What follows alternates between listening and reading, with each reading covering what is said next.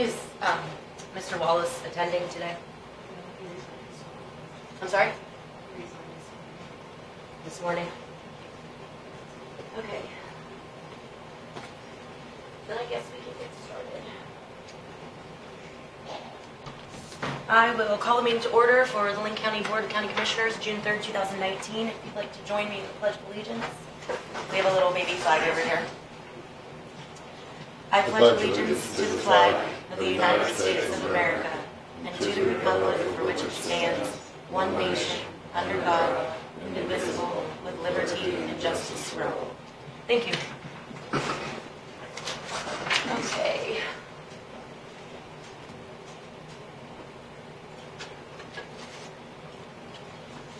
We have, this is from the Driscoll Law Office, which I assume is pertaining to the block pit. We had closed the pit, and they had said earlier they were unsatisfied, and we responded by saying that we were going to make sure that the state comes in and does their traditional approval of the work when we reclaim the pit. So I don't know that that's happened yet, but this is a new response. Dear gentlemen, this will respond to your February 19th, 2019 letter. This is dated May 23rd. Excuse me. Letter to my office regarding the reclamation of the gravel pit heretofore located on the above property. My clients have advised me that they desire the gravel pit be reclaimed as set forth in the reclamation plan initially filed with the state of Kansas. As you are aware, the initial reclamation plan stated that the subject property would be reclaimed to farmland. It is apparent that Lincoln County does not intend on complying with the initial reclamation plan. I have spoken with Scott Carlson with the State of Kansas Conservation Commission Land Reclamation Section, who advised he had been to Lincoln County this past spring. He advised that he did not approve the project at that time since the native grass was not growing. I advised Mr. Carlson that the family landowners wanted the initial reclamation plan followed so that the subject property could be restored to its former farmland use in connection with the surrounding acreage. Consequently, it would be appreciated if the topsoil that was initially removed would be replaced and the subject property reclaimed to its prior farmland use in conjunction with the reclamation plan that was filed with the state of Kansas. You want to read that? Yeah, look it over.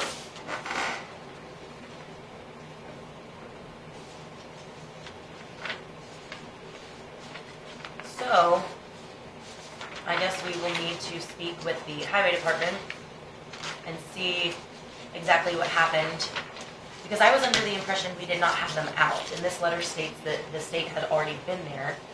I don't know that that happened. And I believe Michael O'Hare did bring us the original reclamation plan, and we'll have to read that again. I have another piece of correspondence. Excuse me, I'm scratching through it today. Dear Commissioners, this is from Corey Ool Construction and Roofing. It's with an address there on it. Dear Commissioners, my wife and I are starting a new home on Bison Drive, 1.5 miles west of the Sylvan Blacktop. We would like to have the half mile west of the intersection at Jim and Molly Cherries on Bison Drive shaped and gravelled, or at least have sand laid after the road is shaped. The road is currently a dirt road. One or more of the culverts may also need addressed. We would like to start as soon as possible on our project, but weather is a big factor in everything we do, as the road is impassable even after the smallest of rains. Thank you, Corey Gould. He did send that to me. That's in my district, so I brought it as a piece of correspondence for today.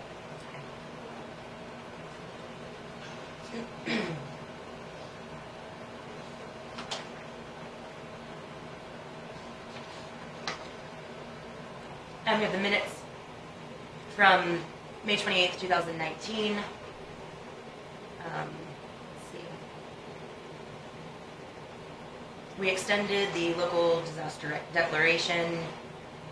We had bills from Lincoln Park Manor submitted.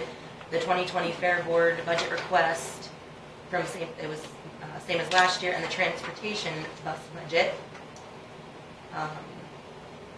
We approved correspondence with the Kansas State Historical Society accepting the grant award, which is for the assessment to be done in the courthouse. Cynthia Nelson provided information from the Silverhand Legislature. Kelly Larson introduced a countywide healthy living master plan committee and presented the plan. We approved that. I'm sorry, I should have qualified. This was our evening meeting that we had. So those were the only 2 items on the agenda. And then City of Sylvan Grove representatives inquired about the status of purchasing one of the county's motor graders. And Commissioner Lohman related that he is drafting correspondence to John Grace regarding questions we had about the current nursing home issues. And then we had public comment.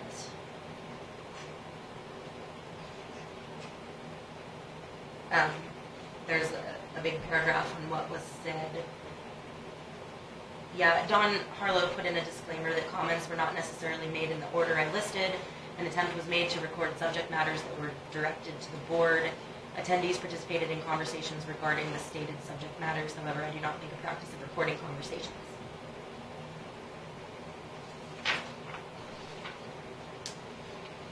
I suggest that we strike the entire public comment section. Personally, I don't see that it does any good for the public, but if someone wants to observe those conversations, they are online via video. Dawn, I feel like just by you putting it in there, it potentially has a negative backlash on you for you trying to consolidate things that individuals came and said during an open session. I don't know how you feel about that. I mean, I appreciate you trying to put in the topics. Maybe if we did a topic list, I don't feel comfortable with you saying that so-and-so said this or that. Technically, probably what you should have had done was a little bit more formal process where people came up to a podium, announced who they were, stated what they wanted, and you had a time limit because it went a little erratic, honestly. Mm-hmm. And then at that point in time, I believe other counties record everything that is brought forth to the board, and I feel like it was brought forth to the board, but I really don't know. I've not taken minutes in this mannerism before. No, I understand that. So, but I mean, my concern is it's kind of for you to put down on paper. They're not quotes. So I would say we could list the subject matter.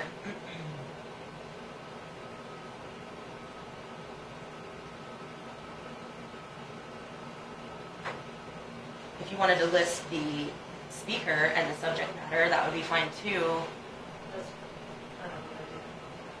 I think it's fine the way it is. Okay. She's just referencing, we had a, not the normal commissioner meeting, we had more of an open forum meeting, which is okay, but she's just stating the conversation at the county commission board meeting. So I think it's good to have it in the minutes. And maybe... Well, just for example, I'm going to pull this one out. It says that Larry Doe disagrees with how the wind farm money is saved. It is not like how the money, you don't have an is in there, is given to the schools.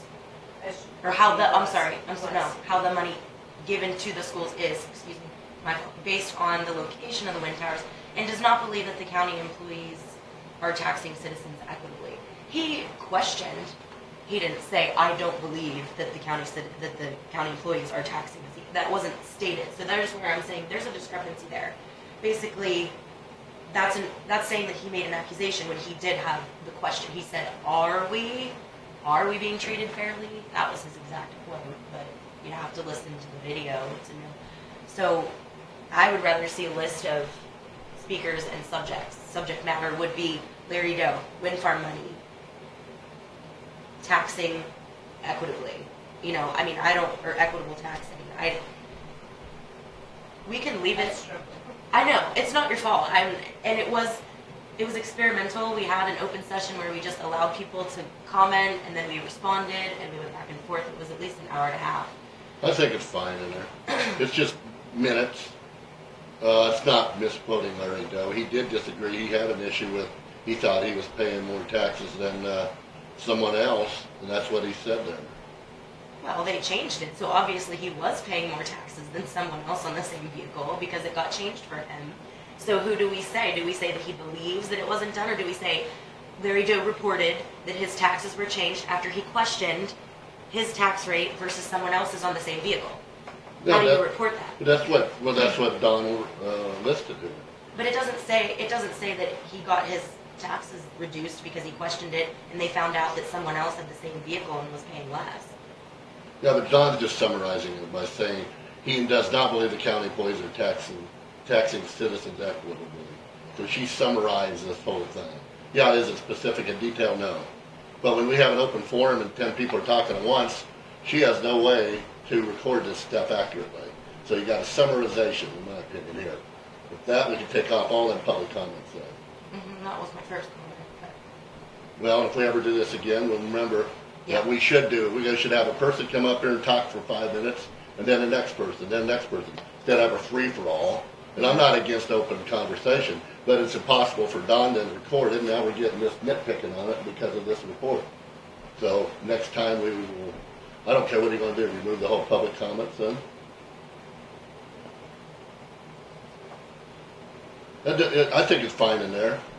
It just shows what those comments was. 10 years from now, we can look back and see what we were talking about that night. It doesn't misquote Larry Doe or insinuate or,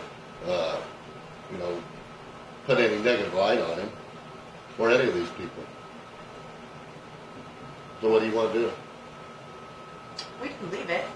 I think it's a good lesson learned for next time. And it's good. It just has the information. We had an open forum, which is fine again, but it's impossible for Dawn to record that. Because, I know that. Yeah. And it's not fair to put the onus on her to accurately portray what someone said or did not say, especially without a direct quote. Right. It's one thing if you're directly quoting someone, it's another if you're trying to summarize the intent of their... And like you said, we have the video, Yeah. so if anybody really wants to get specific what happened that night, they'll go back to the video. But I would like one thing added then. If we're going to leave it, what I want added is that the board informed Mr. Cochran that the board put itself on license because that has now come into question. Apparently there's an accusation that I personally am the current EMS interim director, which is not true. We could add that. We need to say... I'd say the board, because it's in your other minutes, but the board is on, but they needed 1 point of contact, so I told them the chairperson. That's fine. That's fine. Yeah. But it's... I have it here. I have some more correspondence. Okay, should I just add it like as a parenthesis item? Yes, please. Just that we informed him. Because he was questioning, he basically said we had 7 days. He had resigned his position, and he was questioning how we were going to continue without The director. Right. And so we have put the board, the Lincoln County Board of County Commissioners is now on the license for the EMS with the state. And we do need to follow up with these other licenses. So if you'd add that to that public comment section, I would be satisfied. And then I would entertain a motion to approve as correct. I'll make a motion to approve both of these minutes. How about that? The May 28th. Well, we haven't done the 31st yet, I'm sorry. Yeah, just do I'll just make a motion for the corrected, what Alexis just asked for to add. 20. The part about the commission being on the license. And make a motion to approve the May 28th, 2019 minutes. I'll second. Is there any further discussion? If not, those in favor vote aye. Aye. Motion carries. And then May 31st, we had our end of the month meeting. And Paid the bills. yes, I reported that I received an email from our public works director that gave me a selling price of our 1994 Cat motor grader that the city of Sylvan was inquiring about, and the price was for $15,000. So it was moved and approved to sell that piece of equipment to Sylvan Grove. And And I think we're planning on selling their old one, right? we have not decided Oh, we that haven't. at this time, but Yeah, we talked about it, we haven't. there's a potential that Sylvan will give us their old piece of equipment in order to combine it with other equipment that we may be selling on Purple Wave. But that hasn't been decided. And then we discussed the counter offer received from our applicant who was applying for the ambulance service director, and he was offered a job that combined those duties with the personnel duties of human resources. And we decided to approve interviewing an additional candidate who had put their application in for the EMS director, not for human resources at this time. And then I moved to omit the payment to Mr. Wallace, pending verification of his mileage, whether it was to and from the courthouse for meetings, and my motion died for lack of second. And then I moved to prohibit commissioners from charging mileage at the meeting for attending meetings at the courthouse. And that motion died for lack of second. And then Mr. Wallace moved to pay the accounts payable, which carried 2-1, with myself being the nay. And we did approve the payroll. So those numbers are $185,169.87 for payroll, and $685,817.42 for accounts payable. So I don't see any additions or corrections. I move to approve the minutes from May 31st, 2019. No second. There is no further discussion. All those in favor vote aye. Aye. Aye. Motion carries. So then, do we have correspondence from Mr. Wallace? Is there anything in writing? No, because he would resign to the other. But there's no official paperwork yet. Okay, so that's not even really true yet.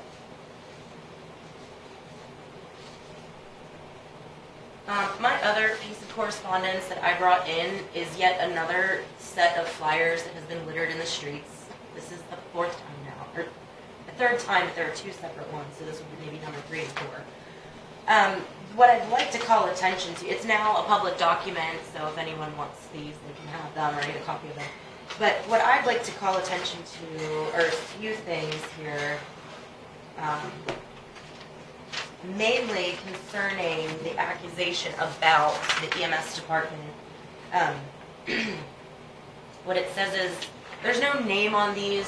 Someone keeps printing these flyers in the same font with the same, you can tell it's the same author by their grammatical tone. So the thing that I would like to particularly address is, to the citizens of Lincoln County, if you value your personal privacy, you need to refrain from calling or using the Lincoln County EMS services from this point forward. The reason for this is Alexis Flug, your county commission, an individual with no experience in the field of EMS, has just appointed herself as the interim director for Lincoln County EMS and may now have access to your personal medical information if you use the EMS services of Lincoln County. There's a lot more in here that I won't even go on to read. If you want to read it, you're more than welcome to, but I just want to address that is not true.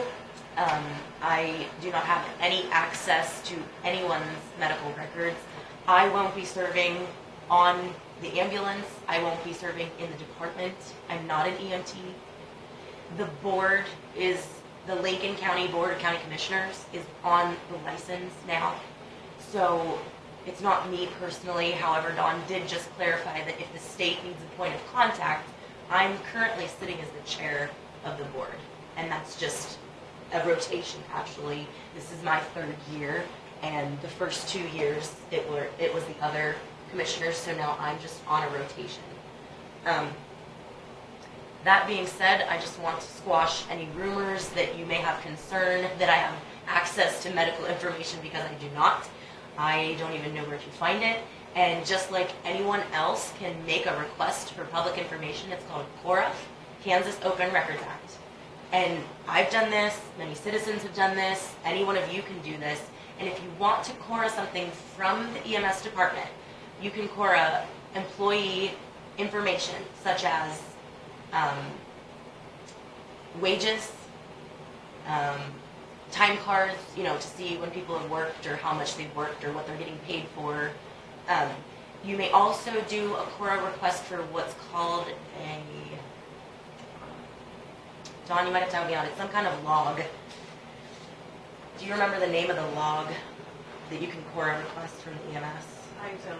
Anyhow, it's basically just, it's the information that gives you the logistics of our ambulances. So when they were called out from the station, where they went, what time they got back, that kind of information is also accessible to the public. Nothing with a patient name, medical information, social security number, billing information. The only billing information you can have access to through a Cora is if you did a request for the county's portion of the billing, which means what the county billed out and then received according to the services provided by that department. You may not have access to what was billed to the individual's insurance company. Does that make sense? So, I hope that clarifies that issue. I don't have any personal interest in anyone's medical anything or other. So, and you're in there a little bit there. What did it say about me? Oh, it's on that one. You have to read those. They're interesting. That is the ending of the correspondence. Does anyone have anything else? If not, we will move on to Mrs. Kerth.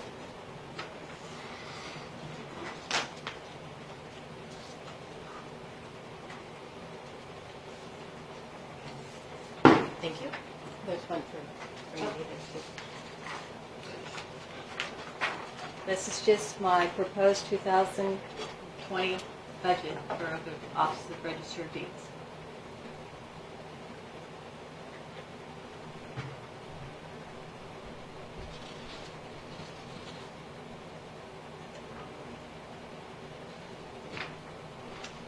You're asking for less than last year. Well, I would Yourself, ask for yourself. I would ask for more, but I know that I will not be approved for more. If you round it up, it's basically the same that I'm at right now. I'm sorry, I should have qualified. You're asking for less for yourself. You have the budget. You round it up. I've always been asking more for myself, yes, because I figure I could use, since I'm an office of one, I do all the work by myself. I figure I should be compensated more for that, but I never have been. Do you have your actual expenses under each line item from the prior year? No, you'd have to get that from the clerk's office. I don't have that.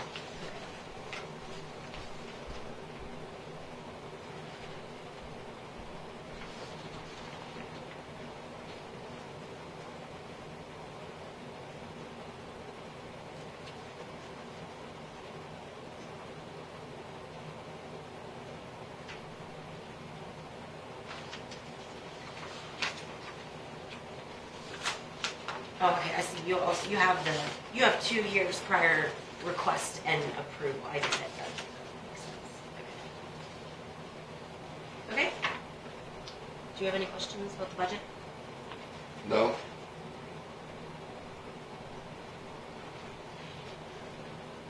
Your increase for the commodities, do you know where most of that went? As far as, it doesn't say what the expenses were from last year. It's for lodging for KAC. KAC, kind of the seminar. Well, I've always budgeted for seminar. It's KAC that I'm budgeting for besides my seminar. In addition to, wasn't the Register of Deeds the office that removed themselves from the KAC and then they went back in? Yes. Okay. I see Yes. what you're saying. Well, And I'm on the executive board, so I need to be there. Is this CIC support, what exactly? That's for my computer software? Okay. Is that a separate program than any other office? Yes. Well, Dawn has it for Is it the same, her minutes. same company that does Don's, does yours? No, Different, just for her minutes. I see. Everybody else is on contact, and I'm not. you got special, the system for yourself? Okay. Yes. Is that linked to the state? No, No? no.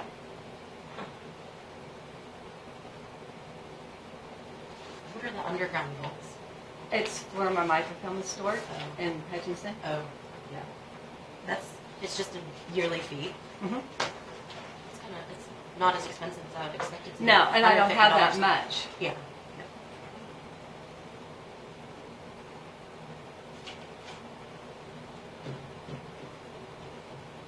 Okay, I don't have any more questions. Do you? looks good. Okay, thank you. Thank you. Thank you. For those of you who can't see what we're looking at, the total budget proposed by the Register of Deeds office is for $46,470. Last year's 2019 approved budget was $42,330. Okay. Law enforcement, we had Mr. Weigel and Mr. Florence on the agenda. Morning, just Hello. me this morning. Yes, You chair without can arms. we do? Employee Casey Zacco has completed her 6 months of employment at the office, so I'm recommending her 50-cent salary increase. It was effective May 2nd, was her 6 months. Okay, She's been a good asset for our department. is that for communications? Yes. And Mr. Weigel wasn't here today, but I had spoken with him personally about the employee evaluations. Have you guys finished those? They're not finished. They're currently being conducted. They're I passed in- out self-evaluation surveys for where the employees want to see themselves. Areas of improvement now, next year, and 5 years down the road. So I've got those all back, and that's what I'm using. So for the my self evaluation. the self portion is done, and you're now working on Yes. the supervisor evaluation. That's correct. Do you have the one done for this particular employee? It's not finished yet, no. I only ask because I feel like it would be good protocol that as we give the raises, that the evaluation comes Sure. to the table. You know, and then we can just The- verify that whatever your comments are. Right. And the way the evals, I wrote the evals up myself, she hasn't experienced a lot of what the questions are. She's,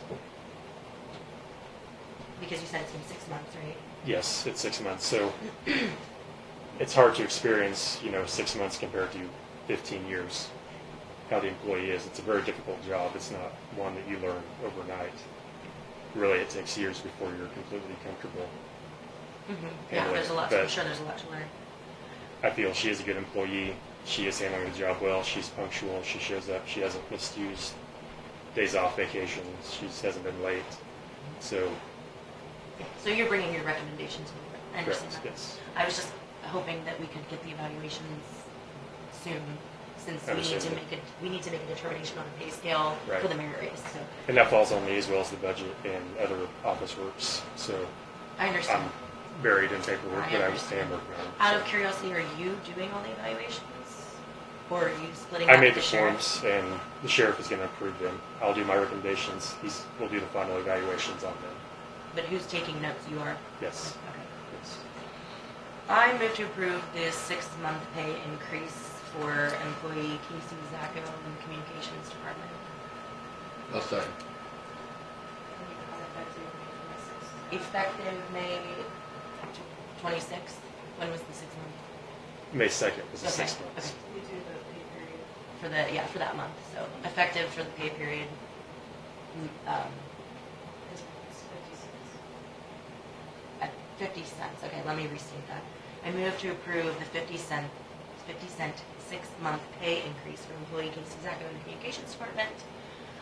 Effective May 26th, pay period 2019. Second, again. It's been moved and seconded to approve the requested pay increase for the employee. Is there any further discussion? No. If not, those in favor vote aye. Aye. Aye. And motion carries. Is that all? Thank you. Yeah, Yes, that was thank all. you. Was there any questions for me? No, just I don't. I was looking forward to the Well, just one little, on your evaluations, Yes. do you, so you have a whole different way of doing it probably for dispatchers than you do for officers? Dispatch officer and jailer are 3 different Yeah, ones. 3 different categories there, Yes. because obviously different jobs. Correct. Or do you oversee all them, right? Or Yes. the sheriff does, and then you, I directly oversee communications. The sheriff oversees deputies. okay. I mean, Okay. we all Sure, share y'all stuff. work together. I Yeah. was just curious if there was a separation there because you got different jobs. Right. How many dispatchers do you currently have? 3 full-time. We still have a full-time position open and 2 Okay. part-time. So the 2 part-timers are covering that full-time spot right now, which And you're What's their looking, starting wage? are you needing another officer? starting was 1180, I think. You need another officer too? Is it- Yes, and I don't know if that's been addressed. Gary Kuhn turned in his resignation. It's effective June 10th.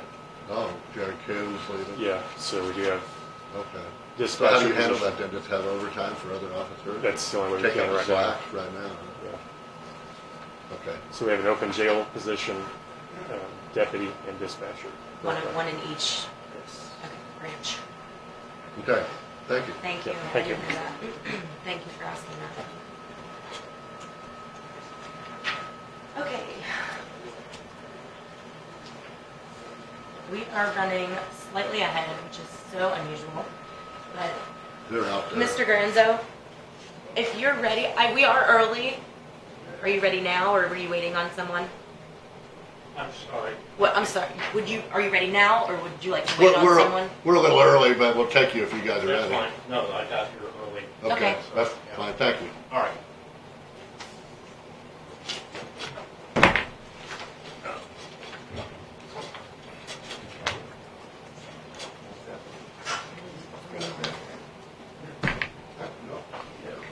So how you doing? How's the new doctors working out? Very well. Doing well? Very well, Getting yes. a good turnout? Yes, Good. absolutely, Good. absolutely. They're going to continue to build for a while. Okay. So it'll be good. Any news on Mr. Degoni's status? No, Okay. Still waiting on the board of Appealing Arts or whatever? yes. Okay. Okay. Did you have your budget? Yeah. Okay.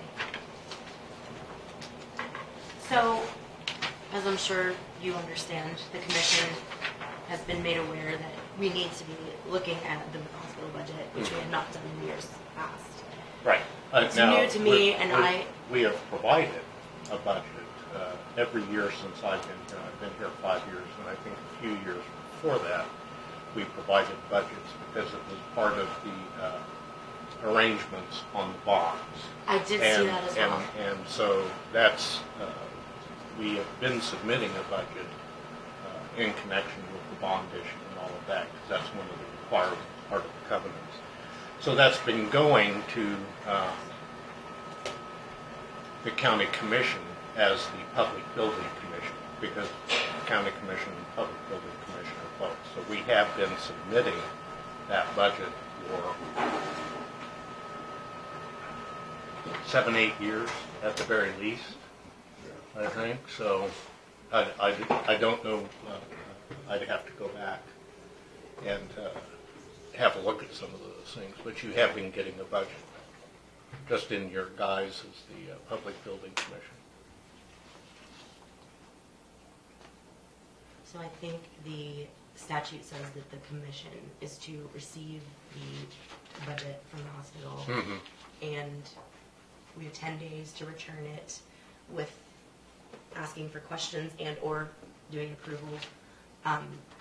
So I guess if you would just kind of give a little overview of what this financial plan means, because it's new to me, and if you could explain a little bit. And I might be missing a few things just by not reading the line item and applying it directly, but, you know, are you showing like a cash on hand value? I didn't see that. No, there cash isn't built into this. This is all basic, fundamental business accounting. So how do we know if the cash on hand is budgeted to be applied to any of these deficits?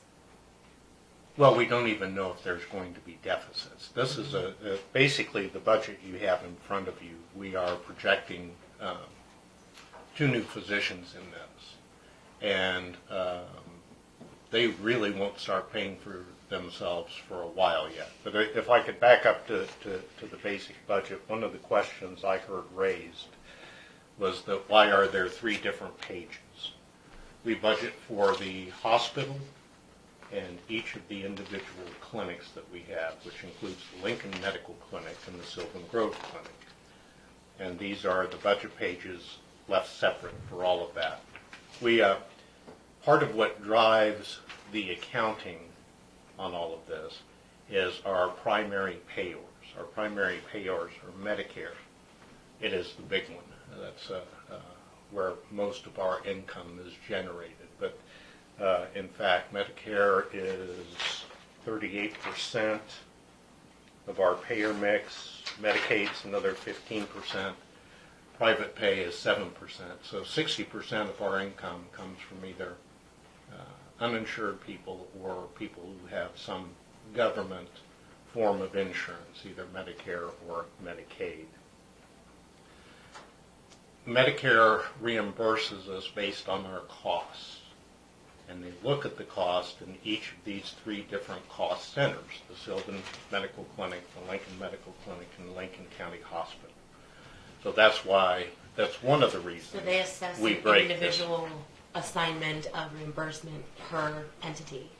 Yes. The reimbursement rate for Sylvan Clinic is not the same as it is for the Lincoln Clinic. That's correct. That is correct, and that's not the same as for the hospital, but it's all cost-based reimbursement. So we're in the process of pulling together the financial records for our annual audit, which is always provided to the county commission. You always get a copy of our audited financial statements, and from those audited financial statements, then what's called a cost report is developed and submitted to the agencies, Medicare through Wisconsin Physician Services, because they're the intermediary, and then to the state of Kansas for Medicaid. And then they determine from that what they're going to pay us. Now, generally, we can stay on track, generally hospitals and clinics do not get reimbursed their actual cost. Hospitals and the clinics we operate are still under the sequester that the Congress passed in 2008.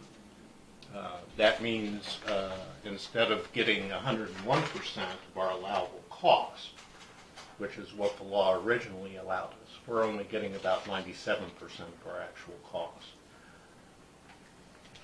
To complicate things even further, on average, most hospitals from Medicare only get approximately 87% of their actual costs reimbursed. Medicare, Medicaid. Medicare.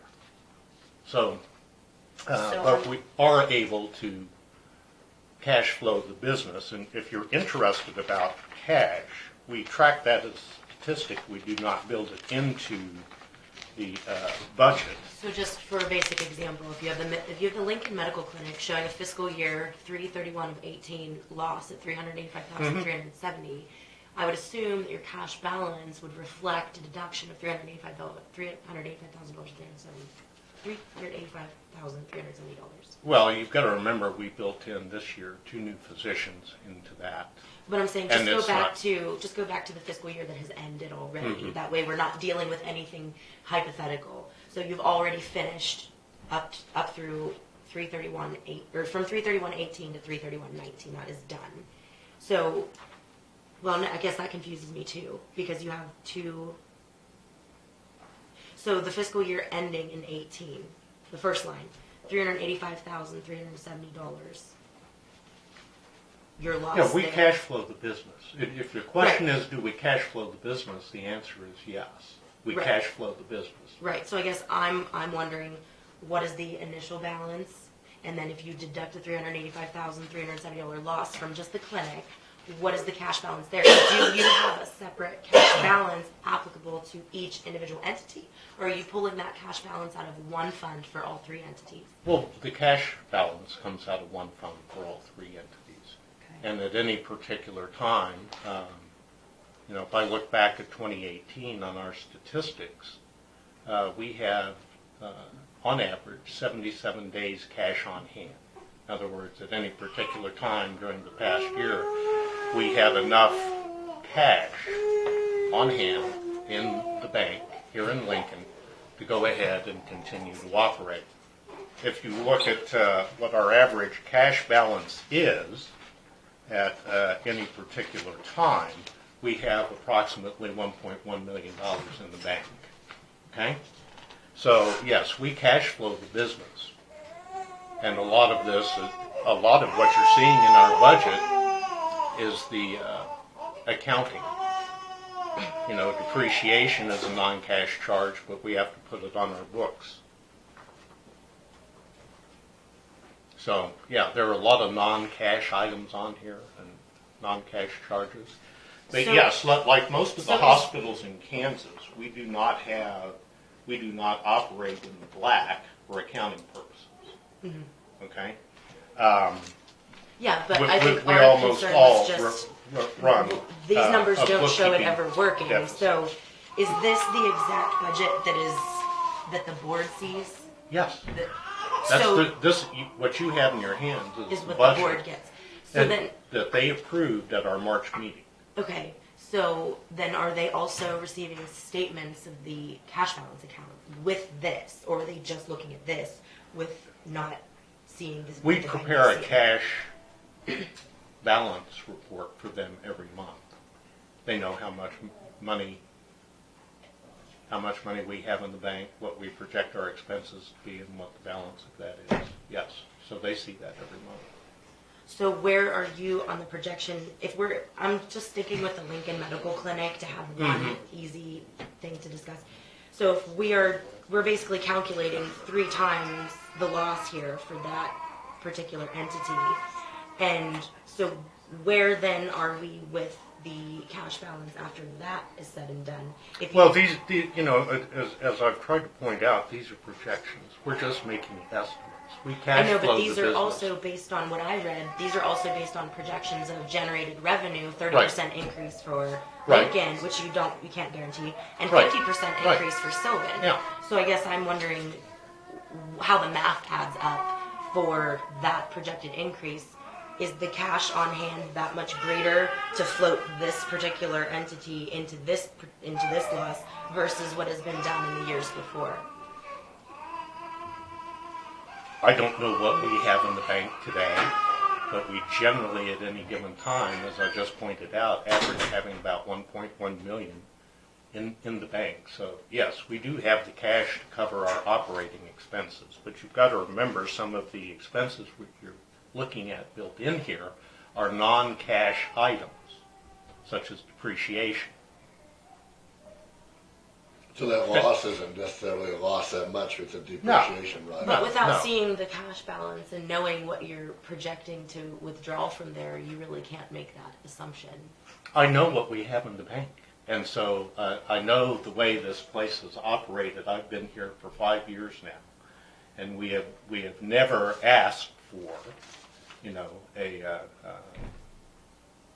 an increase in our mill levy. We've not asked you to issue any no-fund warrants to basically operate the business. Well, there was an is increase in the mill operational. levy from about 370 some Yeah. thousand to over 500,000 No, just when- about 2 years when ago. I say the mill, 3 years ago. we've not asked for a mill levy increase. I know, We're but you still did at 10 receive mills. the increase from the county. That increase was based on the overall valuation of the county. I That understand wasn't that. based on anything that we asked for. So I it understand. went up based on the county's valuation. But we've never asked for an increase in the mill levy. Now, the other thing I would like to point out is, yes, we have some revenue bonds, and we're paying those off regularly, okay? We're no problem with that.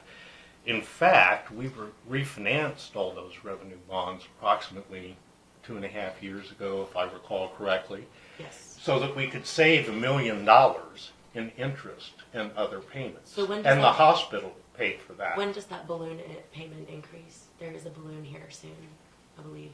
No, there is not. There's no balloon. The payments will go down.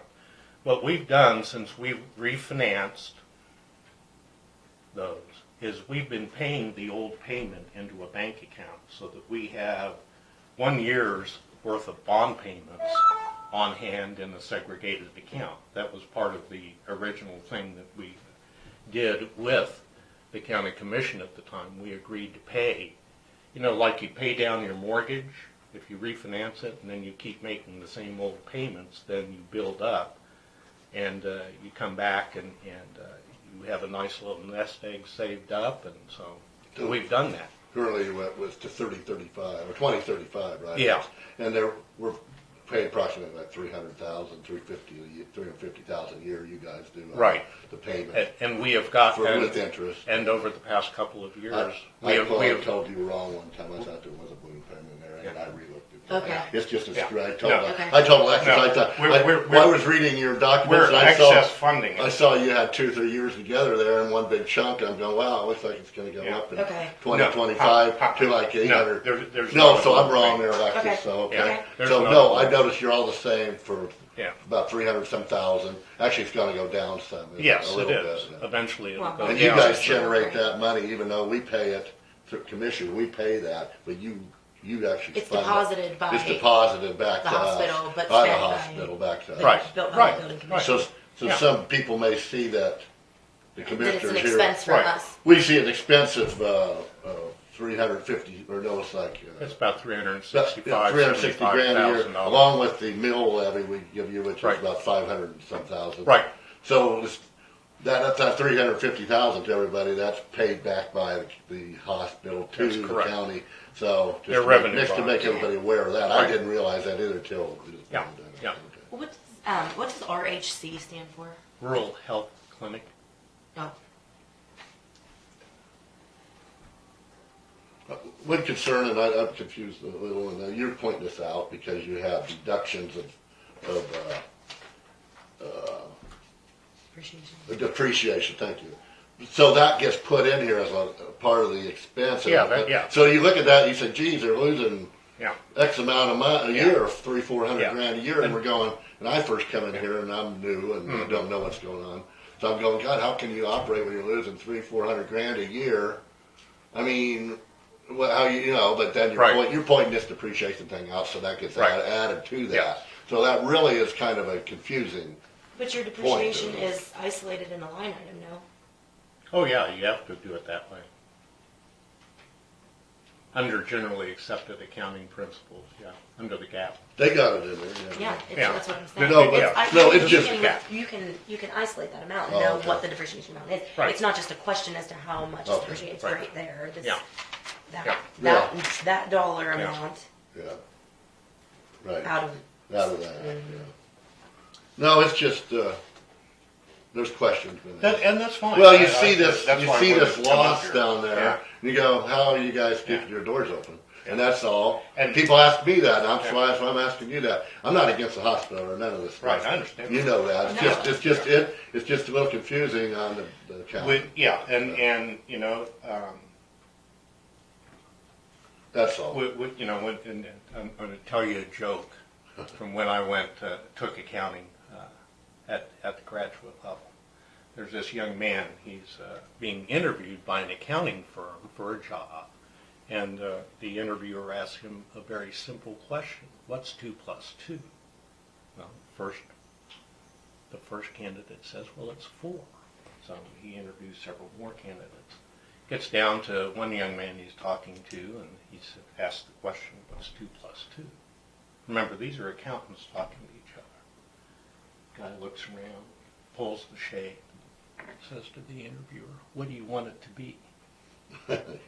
So that's some of how accounting works. What we do is we're trying to project what we think is a realistic budget, because it's a roadmap for us. We know what we're doing in certain areas. We've made certain assumptions.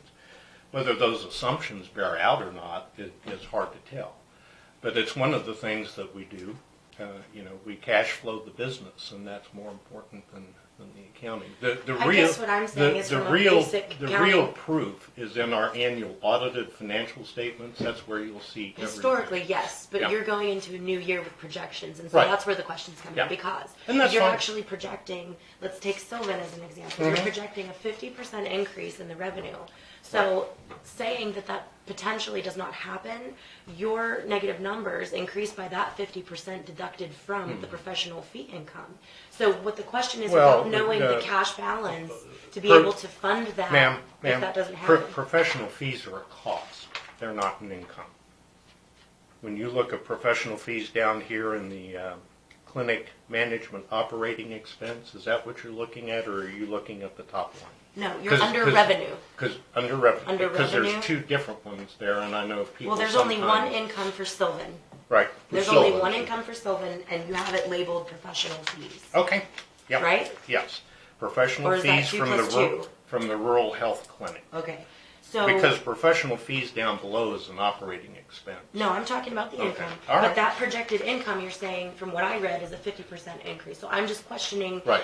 I'm questioning. I don't know the numbers of what's available if that 50% increase doesn't happen. So the Well- county is actually on the hook to make sure that those bond payments get paid if something falls through financially. Okay. I'm not saying it will. Well, if I may, I've already stated we have already put away for the county, out of our revenue, a little over a year's worth of those bond payments. Now, if the hospital folds, okay, what we get from the county and our 10% mill levy covers those bond payments by a fairly large amount. So you still would have county revenue that had been designated to go to the hospital, that the hospital quit operations. You'd still have income coming into the county. I see what you're to be saying, able to because pay those it's over bonds. $500,000 Yes. for 10 mil, Yeah. and the bond payments are 360, something like Yeah. that. So yeah, you have that Right. that break to be able to pay Right. that. But that also means that we're paying that until 2035, with or without a functioning entity. Right. So I'm just questioning the numbers. If you don't see the cash on hand Mm-hmm. balance, then you kind of don't know if you're over projecting what you can fund. If things Well, go you know, not according to the proposed plan. Again, as they, Well, I'll ask it. I'll ask it in a simple way that everybody can understand. no Is your plan. projected loss total dollar amount greater than what is cash on hand being turned over for the year? No, I don't Okay. think so. That's- This is a roadmap. We've made certain assumptions. We make fairly conservative assumptions going forward. If you want to know how we're staffing the Sylvan Clinic, prior to our current set of doctors coming here, we were staffing the Sylvan Clinic when I first got here just 1 day a week with a mid-level. And since then, we've upped that to about 3 days a week. Now we'll have, and a physician only one afternoon a month.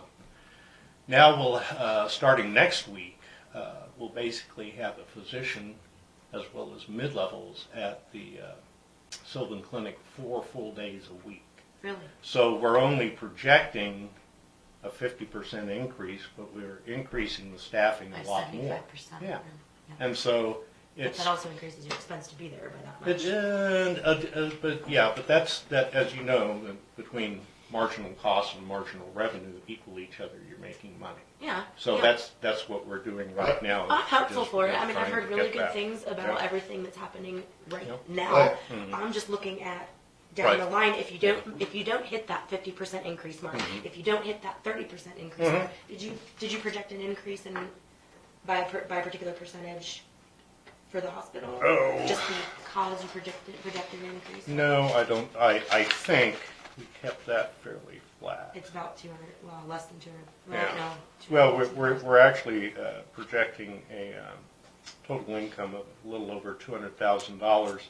That's probably a tad low because we don't know what our Medicare cost report will look like. We won't know that until probably October or November is when we'll know the results of that. So that's another place. And again, yeah, the hospital So helps. My question is, how do you determine, let's take the total projected loss. You have a cash balance, you have a total projected loss. If those are equivalent, let's say, just for the basic fundamental purposes, Yeah. how do you project the percentage loss that's a variable depending on if you don't meet your revenue increases? Because we know historically what our operating loss is. Historically, we run about 10% operating loss Okay. for the whole shooting match, which you'll see at the time the audit is done. But if you look at all the hospitals in Kansas, especially the critical access hospitals, 73% of all Kansas hospitals operate at a loss. So there's only very few that actually operate in the black. One of the ones in our vicinity that operates in the black is Salina Regional. The other is Mitchell County Hospital. Now, Mitchell County Hospital is a much larger hospital, has a much larger medical staff. They do surgery there. They deliver babies there. they have a lot of capabilities that we do not. And they're one of the few critical access hospitals in the state that actually has a plaque operating them. Most critical access hospitals do not. A lot of the rural PPS hospitals do not. Up until very, you would ask me that and I would go blank. Prospective payment system, the DRG-based system. So some of those PPS hospitals are losing money. Up until very recently, Hayes was one of those. So it's not unusual for small rural hospitals to have these kinds of scary-looking budgets. I noticed in Sylvan here, you hadn't any employee benefits until next 2020. You're going to have up 62,000. Well, Is that just for you're going to pay part of your benefit based out of their budget? Huh? Well, The new since we published this budget, some of these numbers have changed. Okay. Basically, we allocate most of our employee benefits for the Sylvan Clinic back to the Lincoln. Yeah, back out of Lincoln. And so, yes, we're Now you're making going some. to tie some of that to that budget. Yes. Right. That's fine. Yeah. That's right. And Is that the like I said, just getting started on that. Is that the Mrs. Chima? Probably. She's going to be kind of based over there, isn't she? Well, she'll be over there at least one day a week. The way we've got it, when we were originally thinking about this and looking at budget projections, we said, well, we'll put, just for budget purposes, we're going to put Mrs. Chima in the Sylvan Grove Clinic. Yeah. But since then, since we've got them both here and they're now working and we're getting our schedule adjusted, we thought it would behoove the whole county, the whole community, to have her there one day a week, Mr. Chima one day a week, Jessica one day a week, and I've just made an offer to another provider to come in and do another day a week so that we're in Sylvan Grove full-time 4 days a week. And With so I think- rotating. Yes, each day is for a rotating particular physician. Yeah, physician. yeah. And so that would be that, but Okay. yeah. Okay.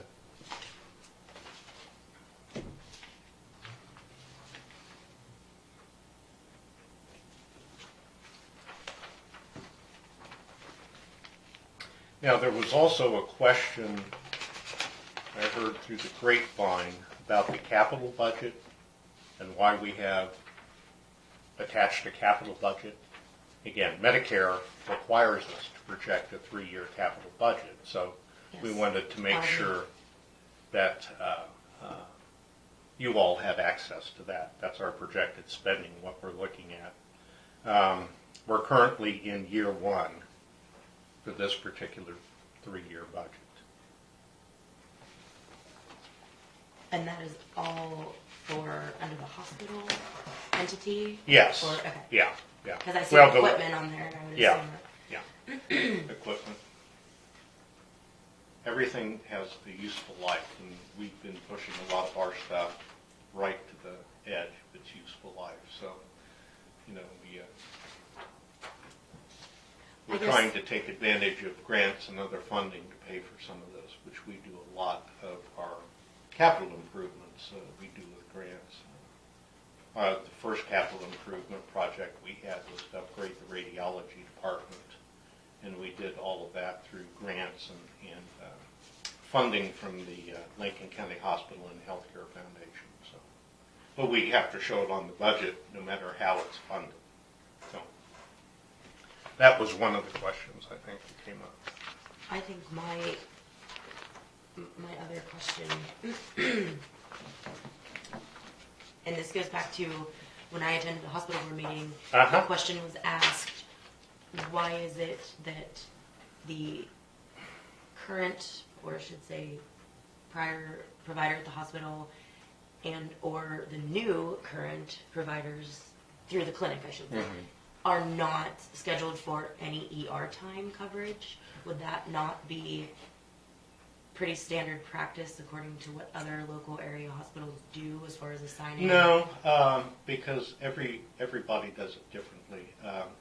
As I told the board at our last meeting, because I was prepared to answer that question, currently in the state of Kansas, there are about 20 hospitals like Lincoln County Hospital that use Avera eMemergency for physician coverage of their ERs.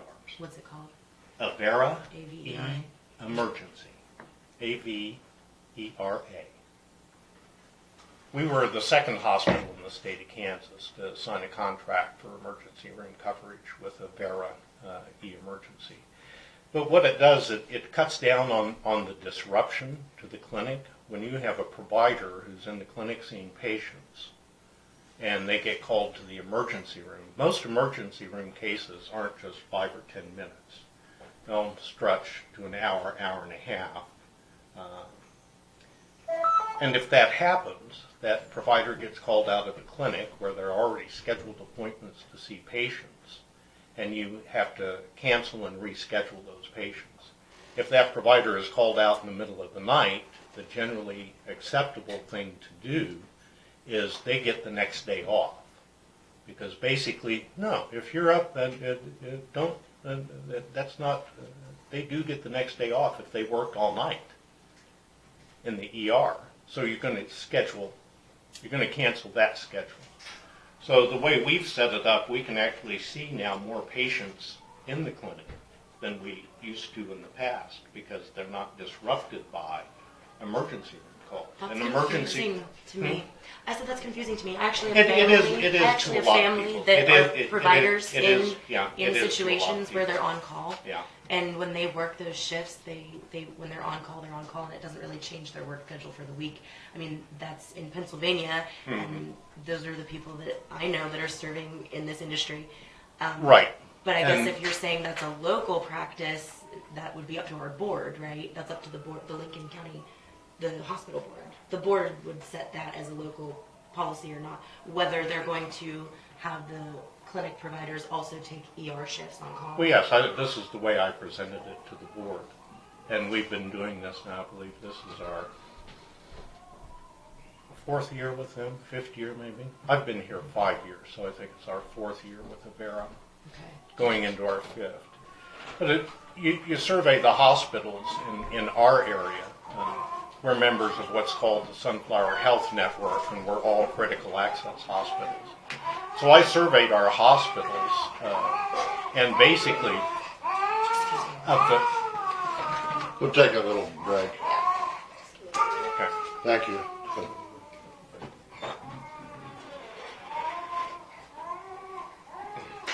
No, you reviewed that last Yeah. at our board Yeah. meeting, and I think you got made sense because you got your mid-levels, you said, in the ER. Right. That way, then your doctors they got schedules in the Yep. clinic, and I could see if they would have to go back and forth, Yeah. it would be disruptive. I see your I'd point.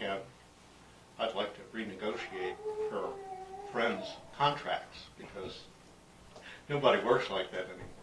Well, I take that back. In Beloit, they still do that. But they don't employ mid-levels either. Yeah, Carol. How many children are seen in this county each year? Oh, I don't know. I'd have to look that up. Did you get that number for me? Sure. And who are you? I'm Carol Delatorre. I had talked to you. Oh, yes. Okay. We've talked on the phone. We had not met. I'm just concerned why we needed a pediatrician. Well, one of the reasons that when the doctors came here for their initial visit, Mrs. Chima wasn't part of the package.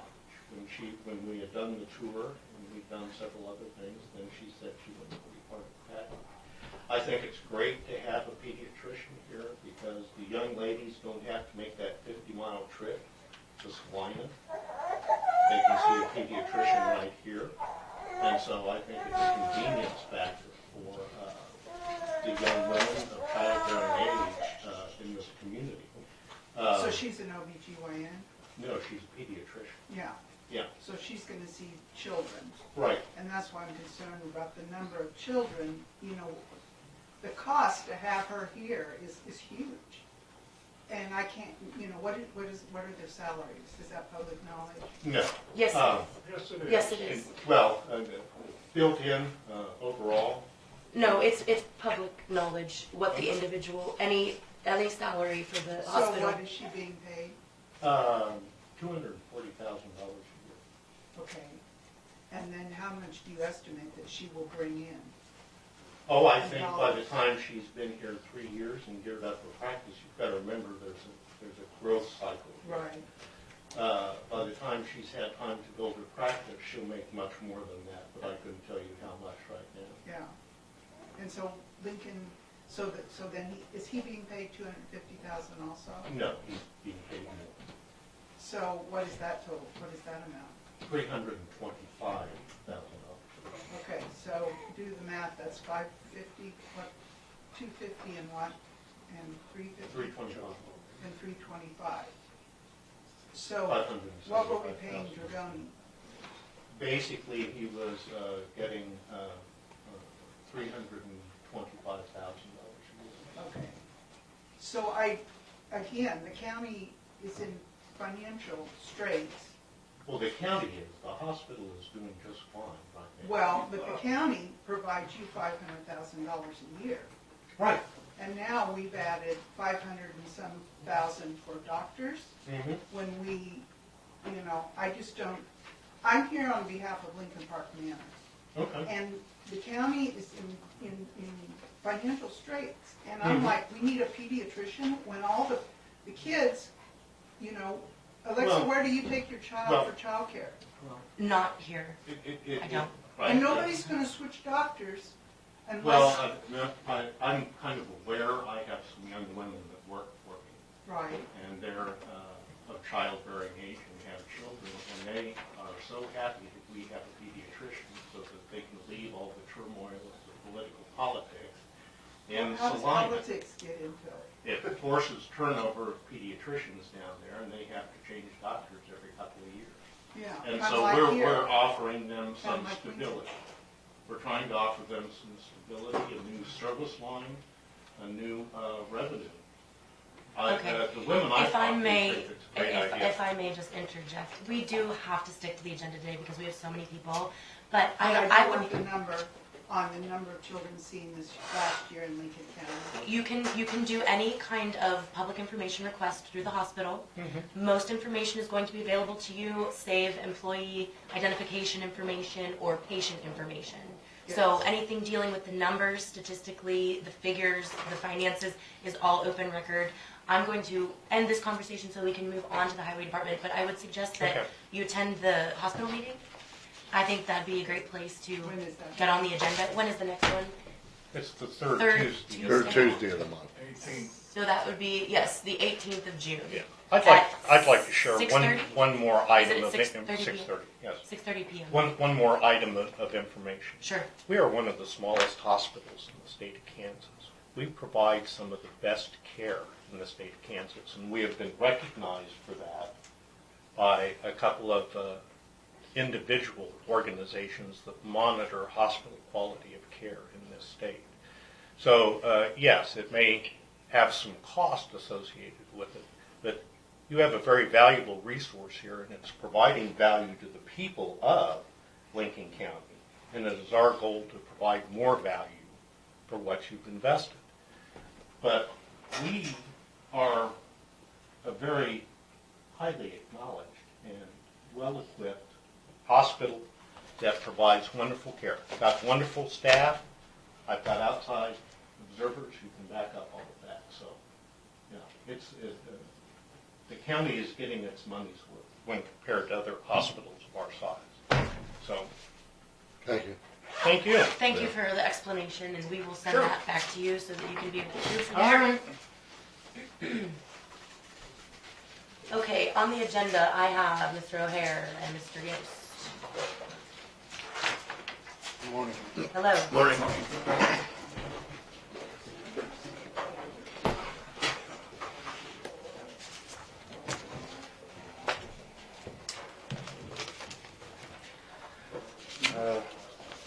First of all, somebody made me aware of some issues at the emergency services building with water on the west side of the building. I guess the drainage tube and an upper gutter are leaking, and something I was unaware of, but somebody's going to have to get that fixed. The neighbor there contacted me and said that with the last heavy rains we had, that she got some water in her garage due to that leaking.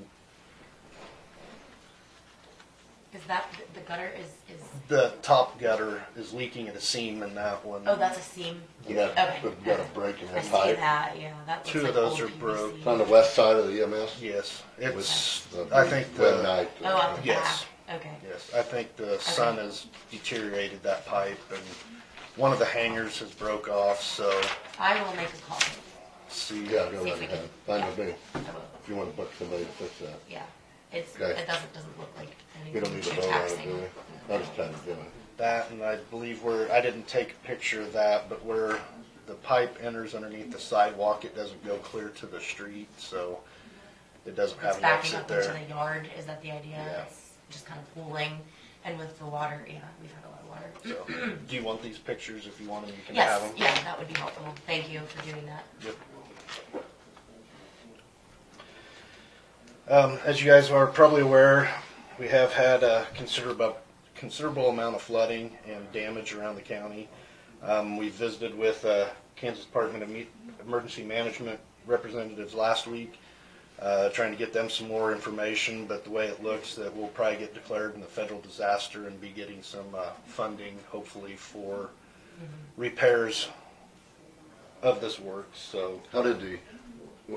How did I know you requested David Doe, and you guys went and got a pump, didn't you, from Junction City for Barnard? How did that go? Did that work okay for you?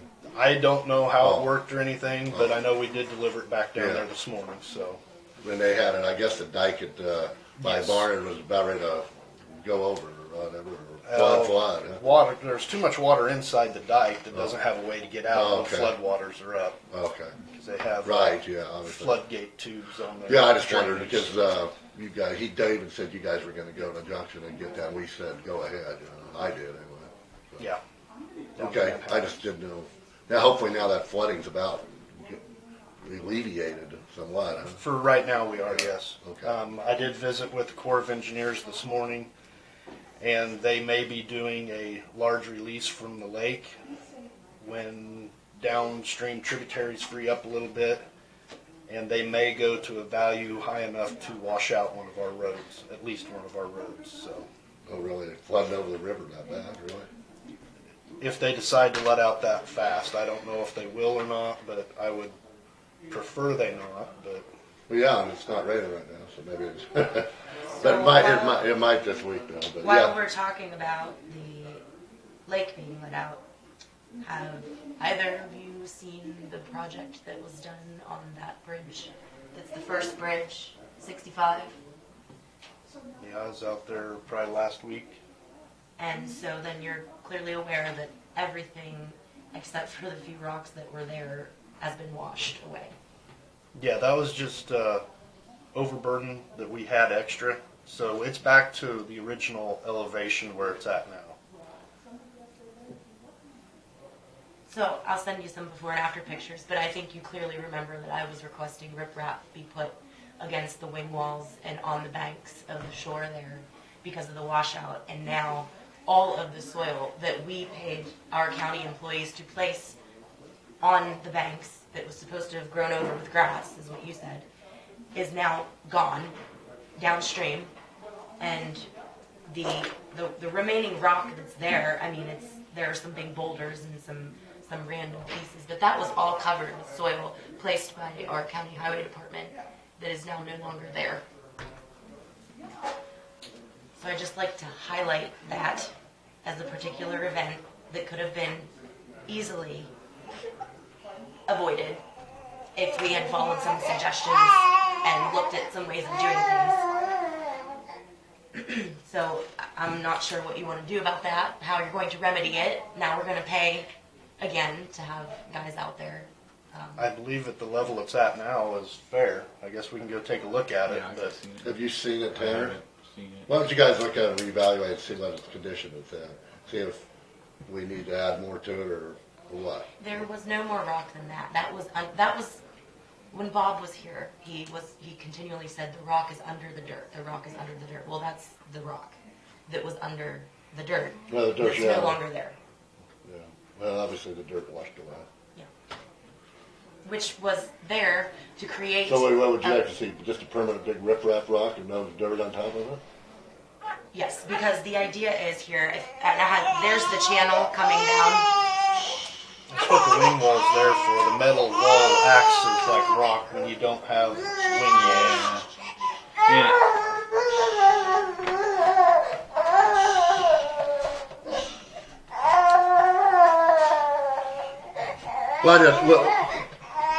Well, what's the correct way to do this? Is it put more rip rock there, or do you try to then to cover it up with dirt and have grass over it eventually? Well, if you put more just dirt there, the dirt's It's gonna wash out again if they have a flood, so you The might as well rip- not put dirt Yeah, there. the riprap around the rings is kind of a county's preference. If you guys would like to do that, then yeah, it'll probably help. It doesn't help the stability of the bridge any. It's the channel, the way that the channel and the water is flowing. It comes from the lake, okay, and it makes a big, almost like a C, a backwards C. Okay. And then it comes in and under the bridge. Well, there's back swirling that happens in that channel and off to the south where that bridge is, and that all becomes a marshy, cattail kind of area with a lot of soppy wet, and it's all behind the actual, what I want to call it, and the bank side of where the water flows. So you get a swirl effect. Then it happens again on the other side of the bridge, and it cuts out to the south again beyond the actual foundation of where the bridge is built. So you're getting a swirling wash against the bank side on the south, on both ends. So what's your solution? Put more rip rock on both If sides? we rocked Have it, big, it would big rock? channel, big, And that would help fix this? you it think? would channel the water through. I mean, you can look up, just Google riprap bridges, and you'll see. I mean, it's a pretty much protocol that they even do it for bridges over highways. I mean, you know, they do the embankment. It's a solidification issue. You know, that is now, you could see, I have pictures of the deterioration over the last year. I mean, it's deteriorated. You could see this slide happening, like a little landslide. There'd be a crack, and then the dirt would fall, and then there'd be a washout. Within the right of way? Right there up against the bridge that you guys just repaired. Okay. I've brought this to your attention multiple times, but now with this last rain, literally all the dirt that was placed by our equipment and our men is gone, like just completely gone. So again, I've requested some riprap. I believe that's the only solution to not have a continual issue like that. Okay. And it's an important bridge because every other bridge in that whole section is closed. There's one, you can't get north of there. It comes through the north from 181. There's the road through there. And you can't continue to go north. You have to actually go east again and then north. So it needs to stay open. We can't have issues with that bridge. Yeah. And someone lives right there. Okay, We can put riprap on. go ahead. I do have some title changes for the highway department. Emmett is now an operator out of Vesper motor grader. Larry Reinert is truck driver, and Sheldon Freder King will be going to the dozer. Okay. And I also have Are there wage changes with no, that? there was no wage changes with those. Who's my yard grader driver where I live? Up there? Uh, Southeast direction. On your side, I believe that would be Gary Fuller. Gary Fuller. Who did you say moved to Vesper? Emmett Howe. Grader out of Vesper. Yes. Okay. And while we're on the subject of graders, I just want to say I have a compliment for Bobby Zacco. I'm on the road from the school, as you would know, but then that entire route, I've just noticed he's done a lot of reshaping. There's a lot of stuff happening, and the last operator was keeping it to where it's always been passable. I've never had an issue there. But I just noticed there's been a lot of work done to kind of move the shoulders up and not have them. The road's getting really wide right there because it's really heavy traffic on Kiowa. So I Yeah. understand why. It needs narrowed up. Yeah, and he's doing that, and I just wanted to let you know. And I've already had a lot of compliments about that, so that's good. And I also make a recommendation that we be able to hire this gentleman as a truck driver, pending pre-employment testing. he has He already experience has as a a CDL and yes. everything, so. experienced truck driver. Trent Hall, Trinity Hall.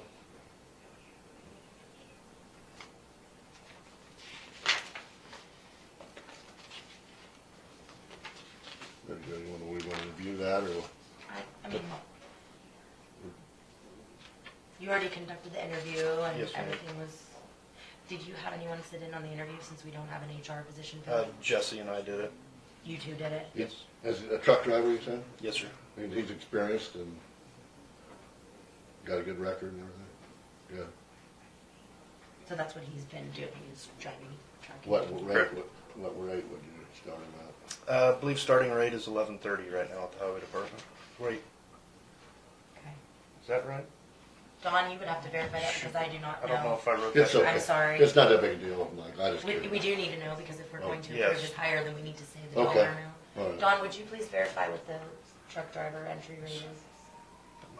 I don't know without leaving and going someplace else to look. Okay, so can we do that at the end of the meeting?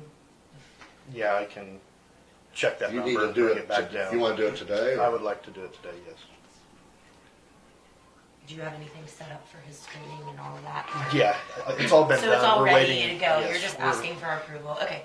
So we can't make the motion without the dollar amount, and I'll make sure we put that at the end.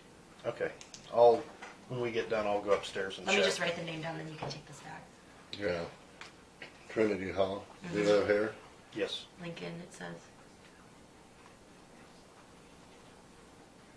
And the title of truck driver. correct. So now, does that mean with your changes, is there still an open position? Road and bridge supervisor. Yes, but that's. Yes, but all you've the got others are Okay, filled at the time being. this was the open. This was the Okay. open one. How many applicants did you have? I believe we have 3. And how many interviews did you conduct? 3. You interviewed all the applicants? I believe so. Maybe we had 4. I know we did 3 interviews though. Okay. Okay.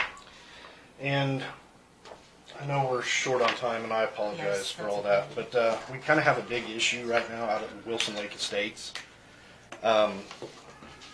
They had a road slide out there in which it took a large gap of the road, and I'm sorry I didn't bring a picture of it. I got a picture. I didn't know where it was. But here's the issue we have is Who owns it? Pictures. there's a lot of back history that I got to do a lot more studying on.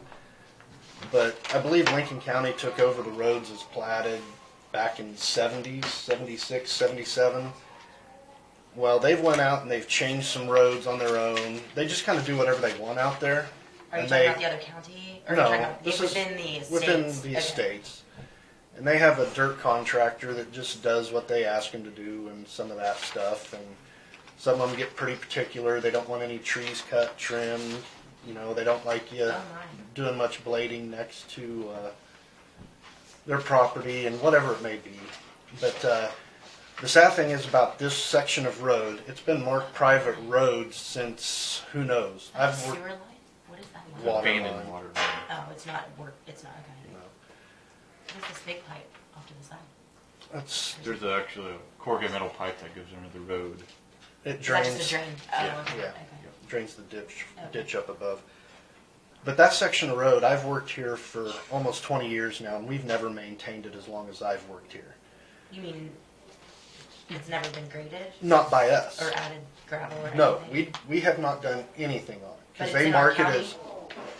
Well, that's what they're saying now. But it's not a county road, it was built for the plan, is what you're saying. It was in a, The yeah, Yeah. county didn't build the road. No, we did not build the it road. was I a see what you're private saying. estate, the roads, right? But back in the 70s, I guess the commissioners took over the roads. You know, I still need to go do some legwork and see if there's ever road dedications and some of that stuff to make sure that everything was done officially. But, you know, we've been maintaining most of the roads out there. But, you know, based off the original plat, there's actually a garage built on where the original road was at one place. One set of people actually have it gated and private. There's actually like 3 sections of it that they keep Have private. you been in contact, because I know they have like a commission of their own. Homeowners Association. Is that what it yes. is? Okay, have you been in contact with them? I have been visiting with them. yes. Recently? Yes. So, do we need to have a discussion with them? I mean, I Well, feel like they I should get think a in table. due that way we time, can- yes. I told them that we need to have a sit Well, but down what and about this, discuss a because lot. this is a huge liability. That's a good question. Yeah. How do we proceed? Because there is a state statute that basically says that, What? Pretty much if it says township hasn't done any maintenance on it for 20 years, then it's the owner's, shall be the duty of such owner to establish and maintain roadbed and drainage. How old is this road? It's not 20 years old. oh yeah, this is in the Yes. 70s. Oh, you did say that, I'm sorry. Yeah, well, So you're saying there's nothing But in our we records of haven't- ever having maintained this? Yeah. And in fact, I was probably out there Have we put up a sign or something though? we have not, they did. It says private drive. Yeah, there should I be see one that. fixed yet. But 10 to 12 years ago, I was out there myself, and one of the homeowners back there actually ran me out of there and told me to get off their private property, that I wasn't supposed to be down their private roads. So at that point, I But never who did called go you about back. this? The Uh, homeowners association? yes. The initial call was from the homeowners association. Yeah, it says 20 years. I was just here. looking at the number 68152. There's a, he has a 20-year. Yeah.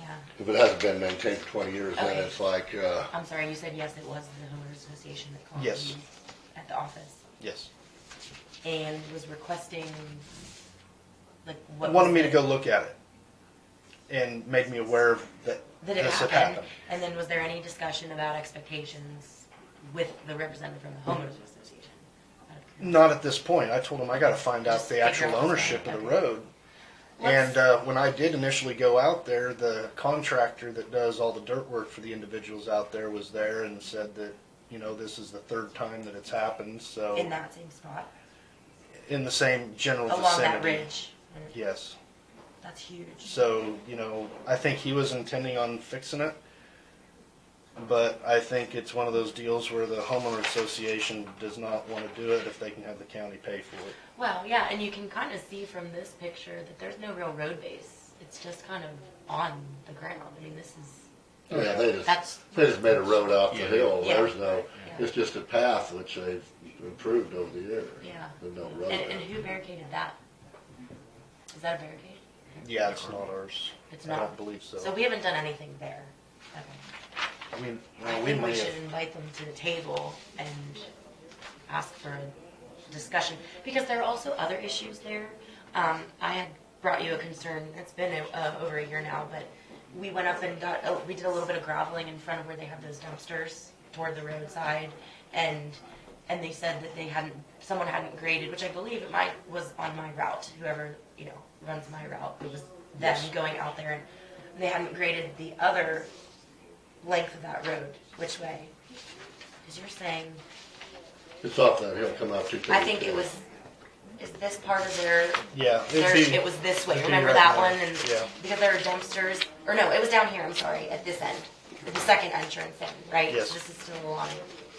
right there by lot 45. I believe. Yes, yeah. There was an issue with that little road going down. It kind of had developed a, what do you But- call that, with like an ATV trail, But if you look at this map that says Wilson Lake Estates and those items that are highlighted, those issues are issues that have changed from what the original plat was. Okay. And then there's two sections of road, I didn't highlight them, that connect with that there that are labeled as private road, and we don't do anything to, so. Okay. I guess I will make contact with them, see if we can get them at a commission meeting, and then relate that to Dawn to get an appointment set up. Is that? I think we need to discuss that and just kind Wonder- of meet it head on. I don't know what you would do, I guess, fill all that dirt back up there, but then it's gonna cave It's out. going to go again, and he's done a little Almost- bit of preliminary stuff, and Maybe we should just put a guardrail on that side. But then there's All nothing along to there. attach it to. Huh? There's nothing to attach it to. you know, they're wanting to at Then least. drill it in the ground. If you've got posts, you could put down 5 feet deep, and then it would, Yeah, I like guess a if you fence, span it. like a it's fence just- there, so nobody runs off that cliff there. That's dangerous. That's what a farmer would do. A couple of other, Well, we've got- but they're not. If you look the way this road goes, though, which is right here. Okay. You know, it goes through the center of the property, and this gentleman's house is up here, so you're crossing through his property. You know, and they're wanting to make a temporary cut back here to make it wide enough and safe enough for a vehicle to be able to get through there. And You mean they want to cut into the upper hillside? And that's private property. and that's private So property. you'd have to get permission from him and all that. Is there county Easements right-of-ways? and, you County know, right-of-way. I gotta, Is that a real Is there county even road county right right-of-way? That's what I'm saying. Does it Is even it even a exist? county Is that road? even a county road? Well, that's private property. it was supposedly on the original plat. And that's when all I they know. approved the plan to go In the 70s. Okay, I see what you're saying. Can we have that? I'm gonna do some research. Yeah, and- yeah. I Let's just bring that haven't to had the time. table. Well, that's fine. fine. Let's bring Yes. that to the Yes. table with the association. That way we can have an open discussion. Yeah, we'll get. In the interest of time, do you guys have a lot more to go over? That's kind of all I have for right now. Yeah. Tanner, I do you think. have Tanner, do you have additional anything? stuff? I'm still working on Okay. some other stuff. Yeah, Okay. what we Probably talked next about time. in the Right, past couple yeah. meetings. Okay, so I have two pieces of correspondence that pertain to you guys. The one is from Driscoll Law Offices about the block pit. Okay. I'll let you read it obviously, but basically they're saying that they would like us to comply with the initial reclamation plan, which is what I thought you brought to the table. And they want us to comply with that, which says that the property would be restored to its former farmland use. And they also claim that Scott Carlson, are you familiar with him? That I've spoken to Scott Carlson, who advised that he had been to Lincoln County this past spring. He did not approve the project at that time since the native grass was not growing. Is that, because I thought Yes. they hadn't done Well- it yet because we hadn't asked them. No, we will go plant the grass. And our original reclamation said that it would be as brome, not native grass, but it's But just this been says too wet. well, I guess farmland means the We grass is claim growing on it. to I- grass, which would be brome or whatever. Unless you go with the, So maybe we did not clearly communicate to this, You know, and here it does say that, well, this is it? yes, farmland, Brum. replace overburden. No. So it's not And planted then- yet? No, Oh, not well yet. then, okay. So then And we then need to. what types of species of grass and trees do you plant Brome. on 10 I see that. Brome. This is the, okay, So, okay. So I thought our letter to them said that we did intend to stick to this. we do. Okay. That's Then- my intention, but the weather just hasn't been conducive to, we had then a few I extra think we can rocks. probably wait on responding to them until we do get in the process of planting. How about or that? we could tell them we're in, it's just been raining for 6 months and we can't get out there. Well, the last time we corresponded with them from our end was in February. Then we just received this a week ago. Do you see it, or 2 weeks? Well, You a would. week ago. Give them Yeah, that. let's, well, Here, Dawn needs Michael, that though. or Dawn gets that, She but you needs- can look at it, Michael, and The starting wage will be $13.05. 1305, okay. Thank you. Thank you. Okay, and then I have a request from Corey Uhl that he is building a new house on Bison. Mhm. And so have you spoken with, He mentioned it, and Okay. I advised him to come in and visit with it's you guys. 1.5 miles west of the Blacktop. And so the intersection that he's talking about, I believe he's saying that for a half a mile to the west from the intersection is dirt road that he would like to be reshaped and put some material on. Do you have some suggestions for that? Do you know what that's going to take? It's very sandy, unstable soil right there. I can tell you that. I would have to get my right-of-way book out and look, but I'm pretty sure it's only 40-foot right-of-way, and it's very hard to maintain a decent gravel road with 40 foot of right-of-way. So right-of-way would need obtained, Okay, if it's only 40, so could you get back to us yes. with that? And I'll just let him know that you're looking into that. And then, I guess, you guys make your decision on what we gravel and what we don't when we're updating, so. Well, this is the precise reason that I want that resolution revamped. Because the resolution basically says that anything goes. And so if we don't have any guidelines by which we determine the criteria for upgrading a road, that's fine. you know what I'm saying? I mean, this is the same issue that we ran into when we, Steve's done. yes, same exact. Well, maybe, potentially. That's all I had for, All right. for you guys.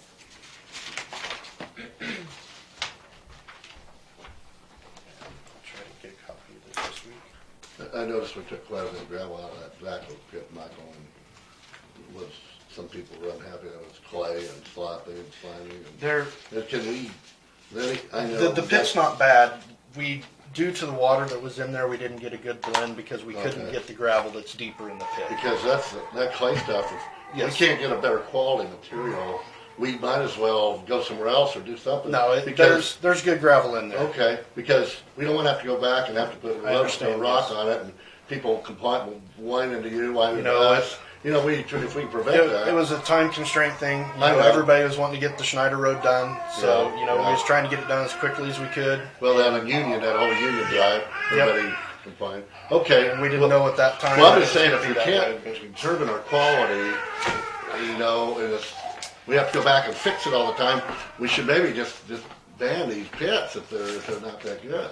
Now, if you can say. It's natural gravel, and it changes as you go through a pit. You know, there's no guarantee that you're going to get consistency. I know, you gotta work with. Without spending a lot of money and having a processing plant. Processing to grade it, like Courtside does. You 'Cause I basically, noticed you guys you put some- separate all your different materials out, 3 or 4 different gradations, and then you got to get a blending plant to start blending it to a specified mix. Like Courtside does, and they get a good Yeah, quality. but they don't taste. have any clay or anything in theirs. though. Right. You That's why got to have some clay and some binding Well, a material little to bit. hold it into Well, place. a little bit, because I noticed you put it at the landfill, some new gravel with sand and rock. It was excellent up there, and you got that from Courtside, right? You don't want to know what that Well, I costs. know it costs more, but if we have to redo these roads because it's crappy material, The long-term that costs expense is too. much greater. That costs too. I know. If there's clay to hold it there. You know, there's nothing wrong with coming in and putting other material on top to spice up the natural gravel we use. No. Because it has the clay there to help hold your aggregate in place during dry weather and wet weather. You want sun clay, but we have too much. It turned into slime. In place, Yeah. yes. And that's when we top treat. But if we do not have that, all your loose material is just like marbles, and it's going to Yeah. blow away from traffic. Well, I agree. road We just don't traffic, want sand and everything rock. else. You want some clay too. But you need a binder there. Right now, Yes. every time we get too much of this clay. I told you about mailman and then driving sideways in the road. And I know you. I understand that. You deal You with know, what we're- I know. I'm feeling sorry for you because this is the stuff you have to deal with too. I know that, but it's just we have the same problem with that clay materials. Just and everybody calls and bitches and then complains and I go, I don't know what to do about it. Should we spend more money and maybe get better material or something? I don't know. Whatever. Thank you. Have you looked at your budget? I'm Are you not prepared real to close. present it at any time in the near future? With this flooding and stuff, I honestly have not Okay. done a whole Just, lot on it. that's coming up, so, okay. Thank You're you. looking at Thanks. 1st of July. Thanks. Thank you. Okay. We got Mr. Okay, OCCK representatives. Do we have anyone here for that? They're out in the hallway. Okay.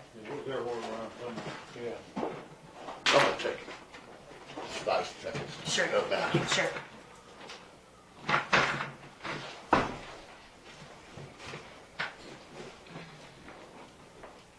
Come on. Good morning. Hello. Here, we'll push this one around the side for you. Oh, great, thank you. And he'll be right back. Okay. Excuse me. Thank you. Mm-hmm. You want to tell Joe I use his chair?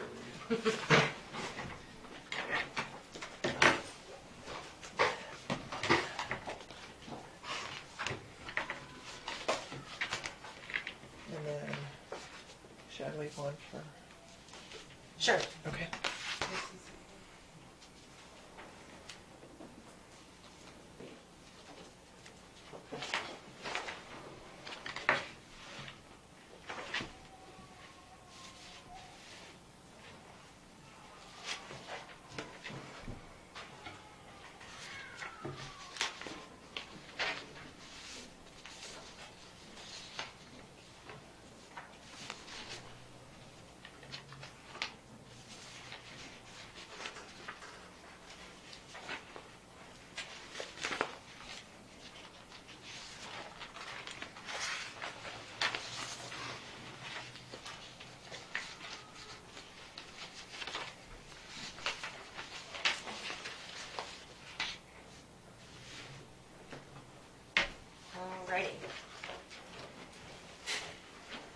Thank you.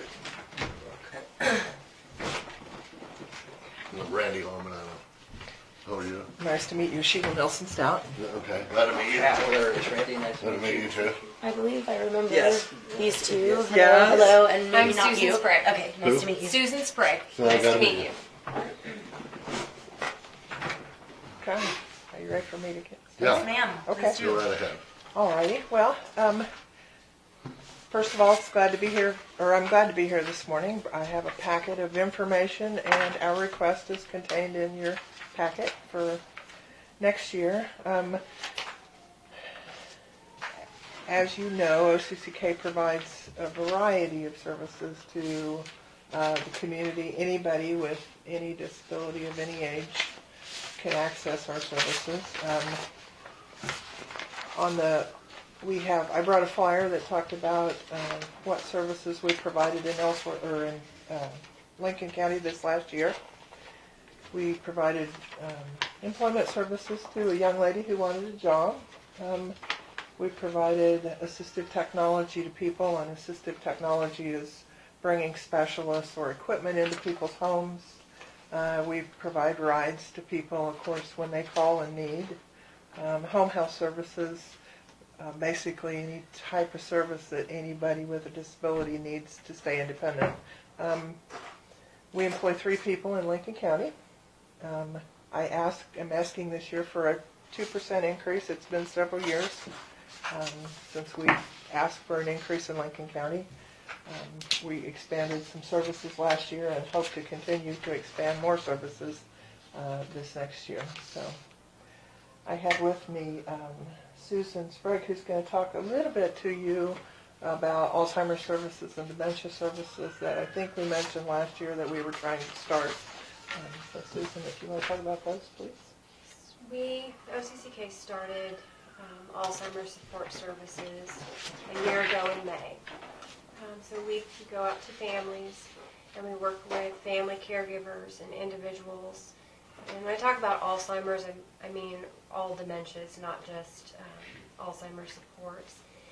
In particular, I've worked with a family in Lincoln County, and we were able to work with OCCK's Solution Outreach Center, which is assistive devices, on getting a lift. The woman is the caregiver. She's about 90 years old, and her husband is falling with Alzheimer's. So this lift isn't like a traditional lift you would imagine. It's about the size of a duffel bag. It's 13 pounds. So she is able to maneuver this lift and help her husband. And he's been able to stay home, which is where they're both wanting him to be. So one of these Alzheimer's supports, that's just an example, but one of her requests was she wanted to give back to her struggling with Alzheimer's supports as well. And so she asked if OCCK would be willing to help her get started a support group, and you'll see that in your folder. And that has been going on now for probably about 3 to 4 months in her community. In addition to Alzheimer's support services, OCCK offers brain injury services. Historically, these have been for traumatic injury to the brain, so like a car accident, a motorcycle accident. But in July of this year, those brain injury support services will expand to include non-traumatic injury to the brain. So this would be, for example, strokes or concussions, that type of thing. These supports include cognitive behavioral therapy, physical and OT therapy, those therapies that are after you've been in the hospital and you've returned home and you need those therapies to relearn skills in the home. I will point out too, there's a couple of things in your folder. The LEAP is a prevention program, so it's all about preventing Alzheimer's. And then the second is a workshop for helping professionals, so hospital discharge planners or people that are providing some type of support to individuals with dementia or their caregiver. And this is something that we were able to bring to our rural communities through a grant. Do you have any questions about any of that information? Okay. Good. Now, a lot of the Sport Lincoln gifts, isn't that through Beloit? A lot of it. I know you guys are out of Salina, right? We would come from either direction, so I it see. depends on what service you want. Okay, I see. But yes, I Because know. I've known that, it seems, I didn't know for sure how you dealt with Lincoln based out of Salina and Beloit. That's Sure. right. So if it's like transportation, it's probably going to come from Salina. If it's assistive technology service, it's probably going to come from Salina. But I know Barb also, is involved with transition councils. Barb, our regional Yeah. manager in Beloit, Okay. and so we would come from both sides, I guess. Okay. So yes. I don't have any more. No, I don't either. I see that you are requesting a 2% increase, so Mhm. I'll just note that Great. on here. Great. And we will be working on our budget Yes. in the next few weeks. Okay. Wonderful. Thank you. Thank you. Thank you. guys. Great, good.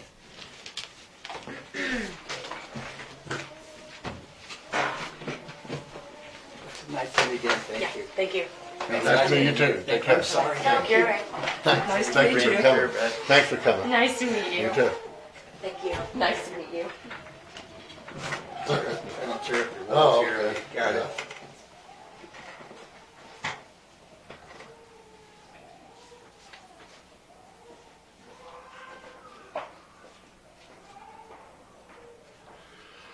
Guess we'll take a little break here.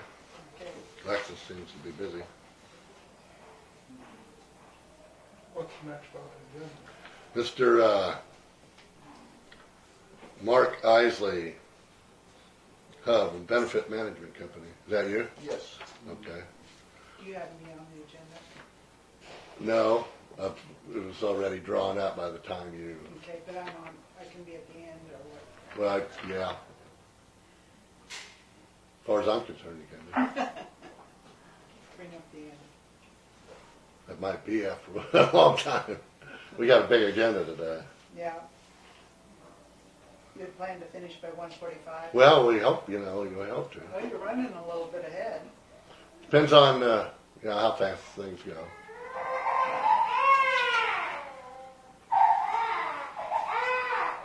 Are you here to talk about Lincoln Park Manor? Yeah.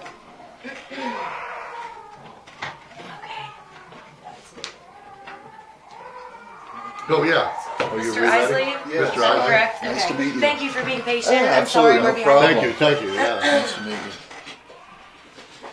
I'm here as a follow-up to conversations I had with Dawn regarding Yes. employee benefits. Right. Big, Yes. big ticket item for your all's budget. Yes.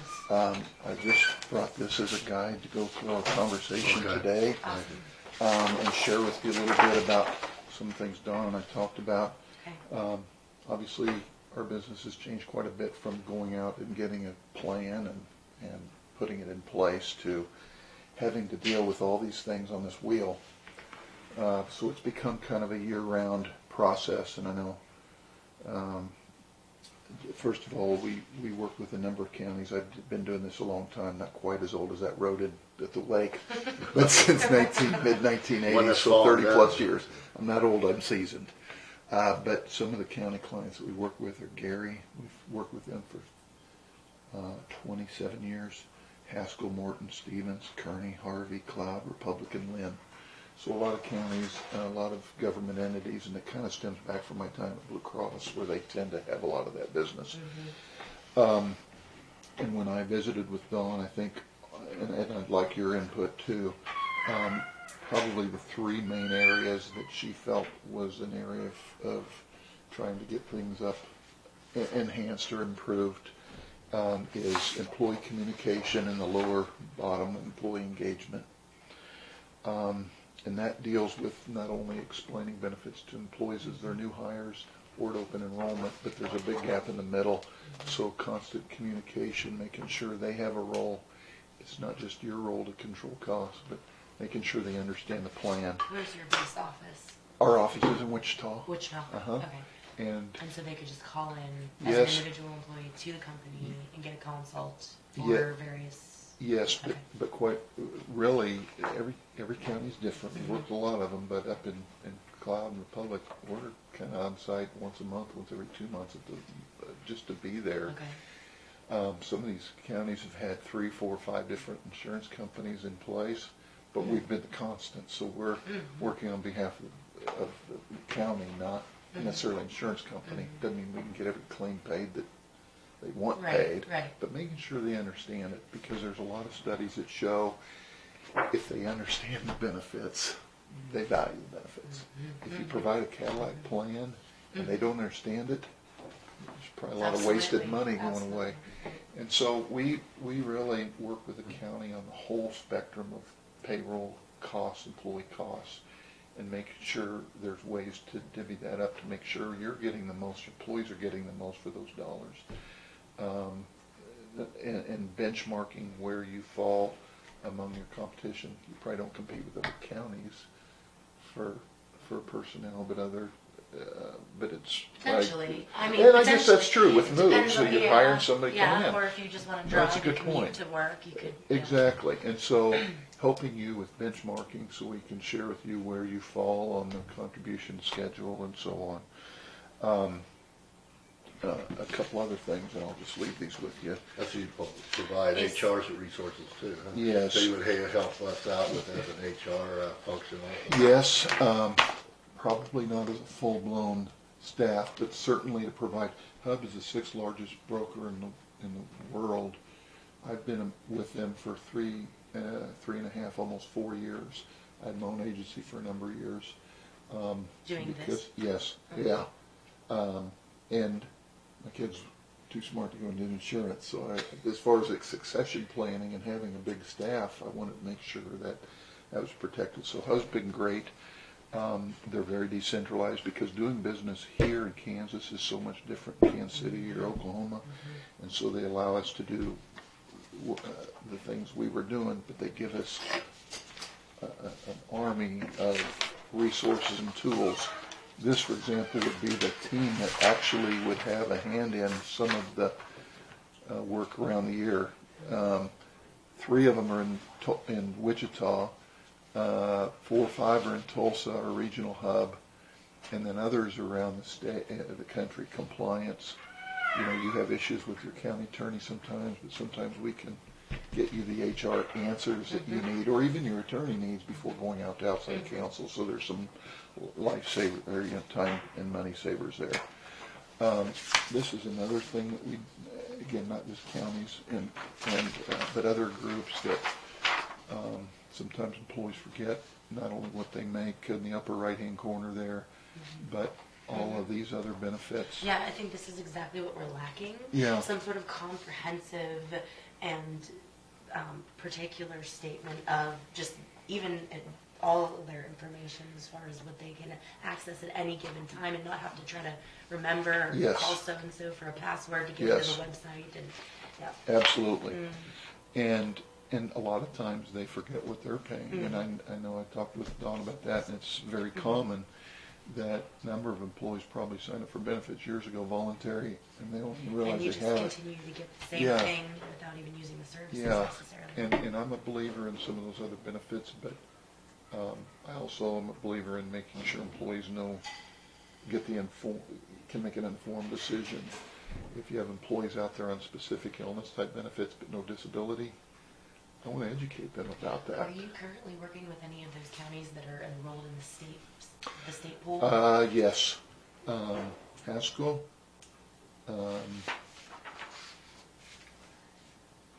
Right now, Haskell. However, when we first engaged Is that coverage, the only one? it is, and their 3 years is up this year, just like yours is. So I'm Interesting. working with them right now. What are you seeing as trends in the other counties? Many have switched. Let me answer it Oh, this sorry. way. Haskell, Morton, Stevens, Cloud and Republic were all in the state plan when we first engaged them.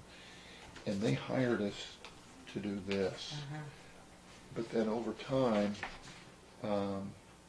we found that as the state's rates have gone up and the benefits have shrunk, many of the healthier groups have left, and then that leaves a not as good a pool, because we've saved groups going in. We helped groups go into the plan years ago and saved hundreds of thousands of dollars, but now that we're I seeing think that that's why our reverse. county made that choice. I mean, we have seen such Absolutely. a huge, or I'm told, I wasn't here, but I'm told that we had seen such a huge increase just from Yes. year to year. We felt like there was a little bit more stability signing a Yep. contract and Yes. then knowing kind of what you're getting. Right. But at this point, we're not sure if maybe even our base, our employee base's health status Right. has changed to the point where we may benefit from removing ourselves from Right. this situation. And that's the process we would go through. In fact, I'm going to give Dawn an email. She doesn't have it, but the state was not going to continue to give claims data, but one of our counties that we're working with right now got it, so I've got an email for you all to request that. It's just a 1 year. It's very simple because you can't get So that private way health you information. have the basic information, Yes. like a cost report kind of thing to the Yeah, state. it's just a 12-month for 2018, but it Okay. would allow us to more easily go out and get Get competitive some quotes. statistics, yeah. But we've saved, I mean, I think, looking at your plan, I think there is not only savings, but then Right, adding the this other resources. So how information. soon can something like that happen? Because when do we have to give notification? You have to give notice to them by October 1st, and there's some technical things that need to be done that we can help you with.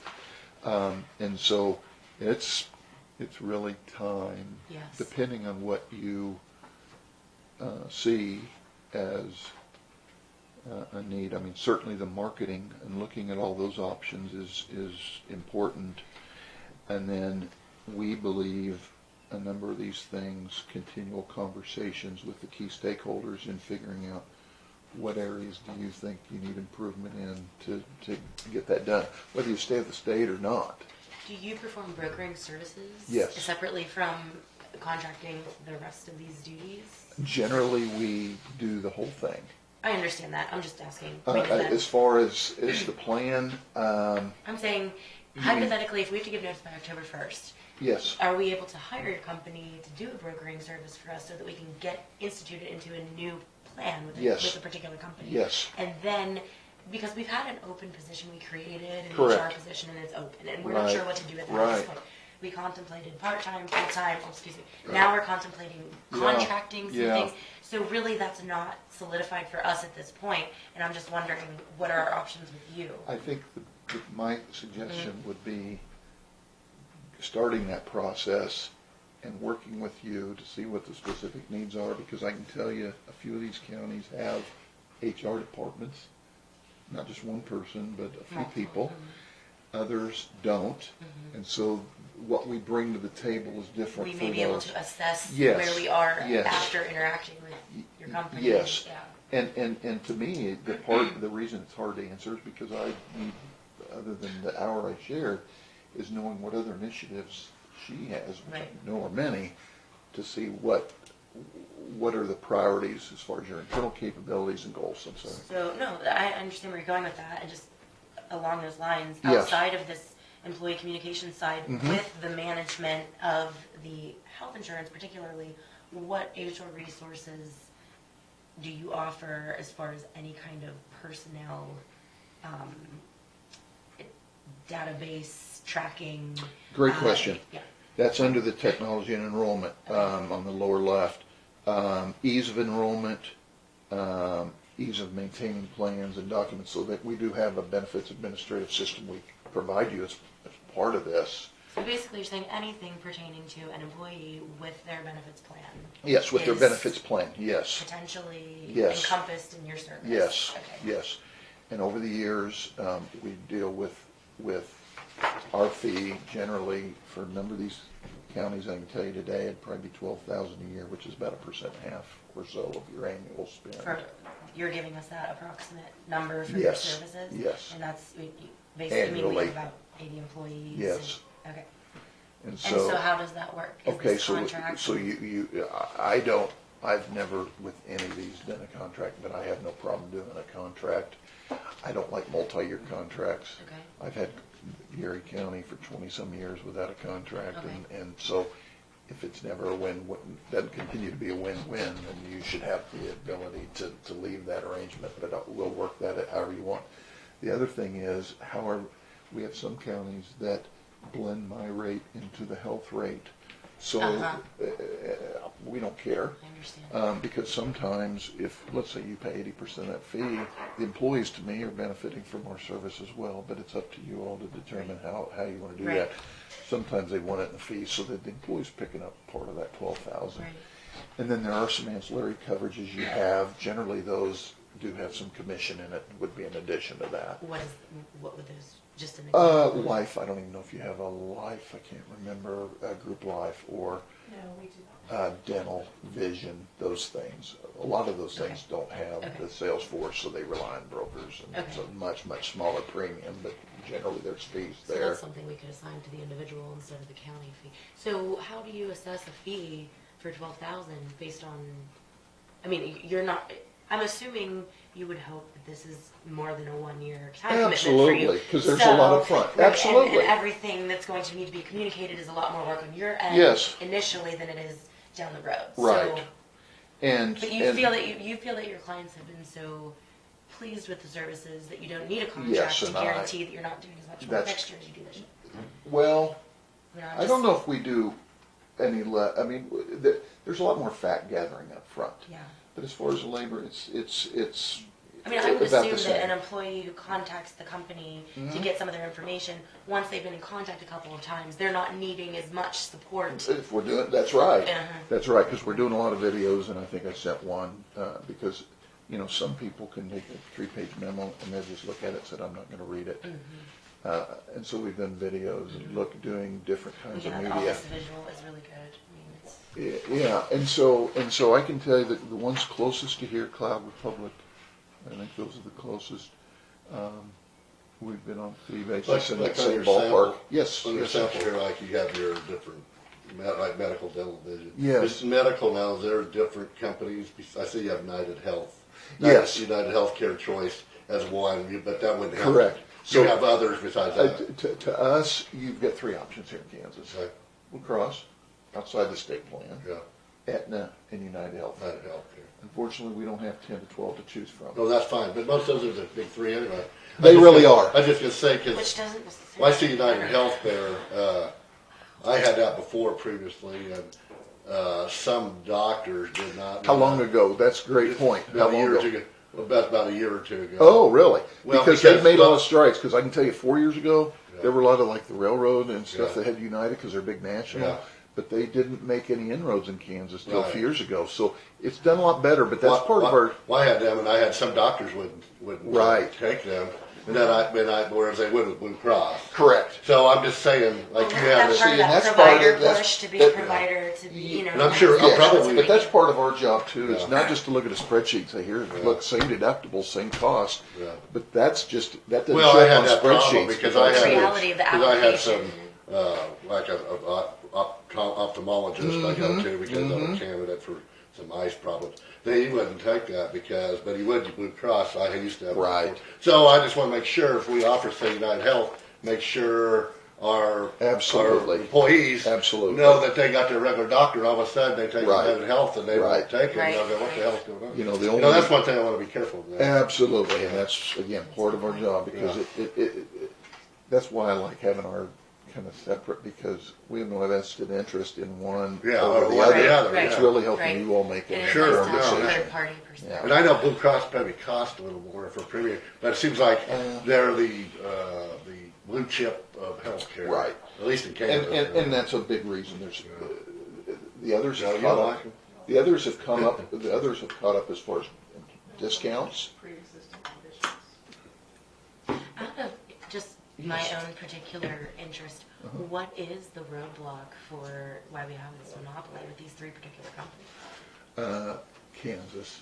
But what? I mean, It's numbers. I mean, they're in the Kansas, the metro areas. They focus there first and branch out, and that's why. so really, no one's going to provide an option No. somewhere where they have to do such outreach to Correct. get there because Right, we're because they all rural want to build and- their own network. and all of Kansas And is it's- rural except for 2. Yeah, I Exactly. get So it. they're going to Okay. have to go out individually to all these dumps, Right, and it's it's not just worth the hard. cost. It's an overhead expense. Or there's networks built for them, but they go out and they recruit a dog and say it's only a 10% discount instead of the 40 you give Blue Cross. They'll say, "Oh, I'll sign up," but then that doesn't help you all because then the insurance company's paying retail instead of wholesale, Yeah. and it causes your rates to go up. So Yeah. all those things come into play. Okay. Compliance was the other thing. The state's kind of been done some of your compliance for you because of the healthcare reform rules, but that's part of what we would work with going on as well to avoid penalties. There's no particular contract about how do we become a signatory, basically? If it's easier, then we would draw one up. Absolutely fine. But I've just never been a believer in trying to lock somebody into something. That's fine. I'm not saying it's necessary if you're giving us basically a history of right. saying that you've worked with these places and you've continued Correct. working with them. So that's a great, reference. I'm just wondering, do we, for example, you just know that you have Lincoln County as a client. So when a person calls in and says, Yep. I'm a Lincoln County employee, then you automatically take care of them on an individual basis. Yes. Is that how it works? Yes, Okay. but it's important to get it introduced, whether it's memo or somehow, to the employees, make sure they know So that. would your company come and do a presentation on site that we could do an employee? Open enrollment, and if there's a need before then, yes. And a lot of it, I heard you say you're working on budgets coming up, so if there's messaging there, it's never good to wait till the last minute. Right. And so if we can help out in that communication or this kind of communication, I mean, that's what we work with those clients on. We're starting to do a lot more in capers or retirement education, so we can have employees and spouses come in as they get closer, so they understand, because you hear those words, you turn it off. But then comes a time, here within 5 years from there, and you really need to pay attention to that stuff. So, and understand your options as you retire. So, we don't get them, but capers a great deal, but Medicare and those kinds of things, we make sure they know what they can do. Go ahead. Let's say our payroll, which is currently coming out of the clerk's office, when they do the deductions and they take out, the healthcare payment portion, do you just maintain contact with that payroll person so that you know if there's a change or anything in the dollar amount?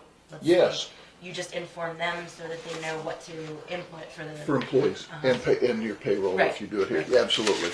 And so this is Gary County's. I mean, you don't provide payroll services. No. Right. Okay. No, but we have a team that works with you if you ever want to outsource that, for example, to make sure it's a good fit for you, and go out and kind of do broker service for that and help negotiate a good deal.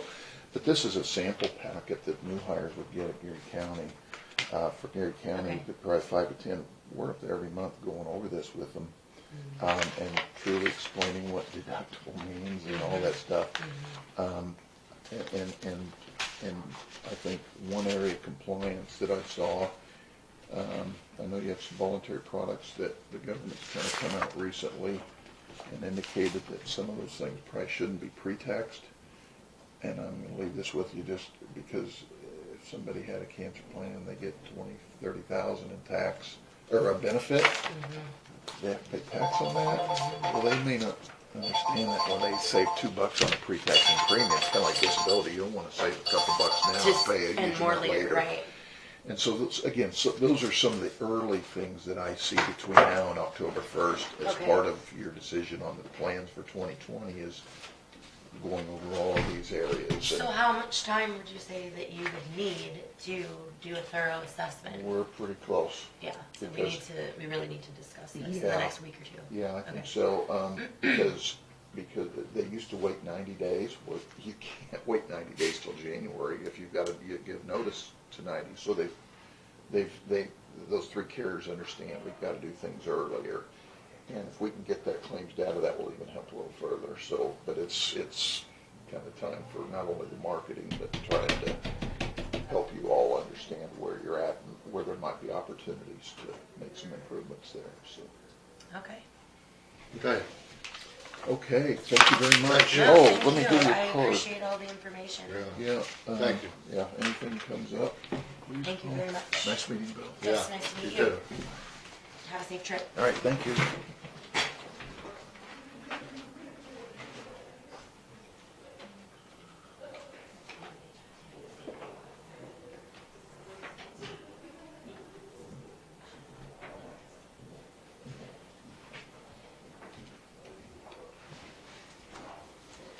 Okay, let's skip to. We should probably go to him. Yes, is this Review Mr. Day? Mr. Day. Yes. Would you please Why come don't we just down? do him and then Yeah. we'll do the road bridge Yeah. later. Yeah. And then get out of here. Yes, I know. Well, we have our interview. She put our interview on there. Yeah, but You I take mean, it we right. can redo Yes. this road bridge review. We can do Yes, that later. I agree. Yeah, I think there's too much going on today. Yeah, Too Thank- much Thank you. going on. Too much. Can't imagine. Is that such a thing? Is there? Just yeah. leave it right there You in can the just pile, leave please. it over Thank you. here. Thank you.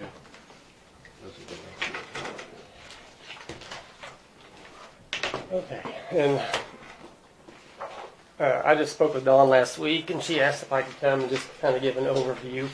Sure. I'm with Day Insurance Solutions. My name is Scott Day. I'm with, we're located in Topeka, Kansas. And I have spent the last 8 years being a commissioner on your health insurance plan, on the state employee health plan. So I have a lot of knowledge of your current plan designs and the rates and all of that. So I know how those plans work, how your prescription programs work. I mean, a lot of times when you go to other carriers and stuff, sometimes it can be hard to match that plan because most plans come with a copay on prescriptions and you have a percent. I mean, you pay 20% towards generics and stuff like that. And so one of the options that I look at is a plan that I can build, and I build it to match your prescription program so that, because my goal is trying to keep everything to your employees to feel familiar, if as familiar as possible. Doesn't always work. My plans don't always come in the lowest cost. I mean, it all depends sometimes on underwriting and stuff like that. But So you're basically saying you can create a customized. with one of my programs, yes. I do a lot with medical expense reimbursement plans. Those are similar to an HRA, a health reimbursement. They fall under the Section 105 rules. And our city of Lincoln is currently. City of Lincoln is currently on that, yes. I have them on a medical expense reimbursement plan. And typically what I do is I build the plan. I can customize it so I can build the prescription component to be exactly the same. And I typically will try to build a better plan. I mean, like the state employee health plan, I mean, you have like $40 copays now on your office visits. I mean, that's very high for an office visit. And so, I mean, I typically will build plans with $25 copays. I mean, $30 at the max and stuff like that. But what I do is I am a brokerage, so I contact different insurance carriers, and I get a variety of different plans. I mean, we'll get fully insured plans from Blue Cross and United Healthcare. I'll get self-funded quotes, you know, from different carriers as well. I'll do What that. was your experience with the self-funded? Oh, with a group that's Was it smaller, correct? Yeah. they work great. I mean, do you consider us small with 80, I assume? A little. I mean, you're a little small. I mean, typically self-funded was written for groups that are over 100 and stuff like that. Okay. And so with an 80-person group, you're a little bit bigger On than the the small cusp. group market. I mean, in the small group market, self-funded plans, you can have 2 bad claims, and those can really jack your premiums up. Yeah. So you're a little bigger with 80 employees. I mean, that's better because a lot of them, those small group self-funded, range from 25 to 60, somewhere in there, and those are more tumultuous. But no, if I mean, unless you have an excess of claims, an 80-person group should survive that just fine. But it all depends on your yeah, claims. it's very unpredictable, basically. Yeah. It's more or less, it's not as stable as fully insured and stuff like that, but it can be, because I mean, it just depends on your carrier and stuff that you get on the fully insured market. But we try to get a variety of quotes from Blue Cross. You know, I'll look at fully insured, I'll look at fully insured medical expense plans, I look at the self-funded arena, and we try to look at all markets to find the best possible solution for you. I also look and quote at the Delta Dental and the Surancy, because those are 2 plans you're currently on right now. You currently are on Blue Cross, probably Plan A, where most of your employees will fall. And even that plan is, used to be a Cadillac, but it's no longer a Cadillac. I mean, it has a $6,500 out-of-pocket maximum now.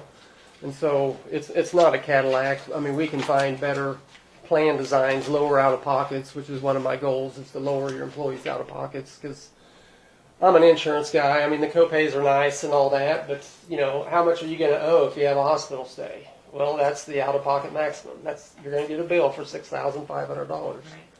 And so I try to look at ways to lower that. I mean, the state plan it's not a Cadillac anymore. I mean, it really isn't. I do quote comparisons and analysis comparing to your current plan, because if I can't improve your situation, I recommend you stay put on the state employee health plan. I mean, I'm a do no harm broker. I mean, I'm not here to try to sell you something and then get you on and then high risk, yeah. And then you can't leave, or because I don't know yet your underwriting. I mean, I don't know how sick or how healthy your group is. How long would it take you to put something together to get an idea of what our potential options are? Not long. I mean, like with Blue Cross and with United Healthcare, I can get an underwritten quote in a couple weeks, and it'll be based off of a census. I mean, they use a program called GRX, and it's a national database of prescriptions, basically, and they look up your employees' prescriptions off of GRX, and they will give us a firm rate. Because that would indicate the type and level of health care that's being provided to that particular group. To an extent, yes. So is that how they put together the data on like regional health concerns? Like, would that be the database for that?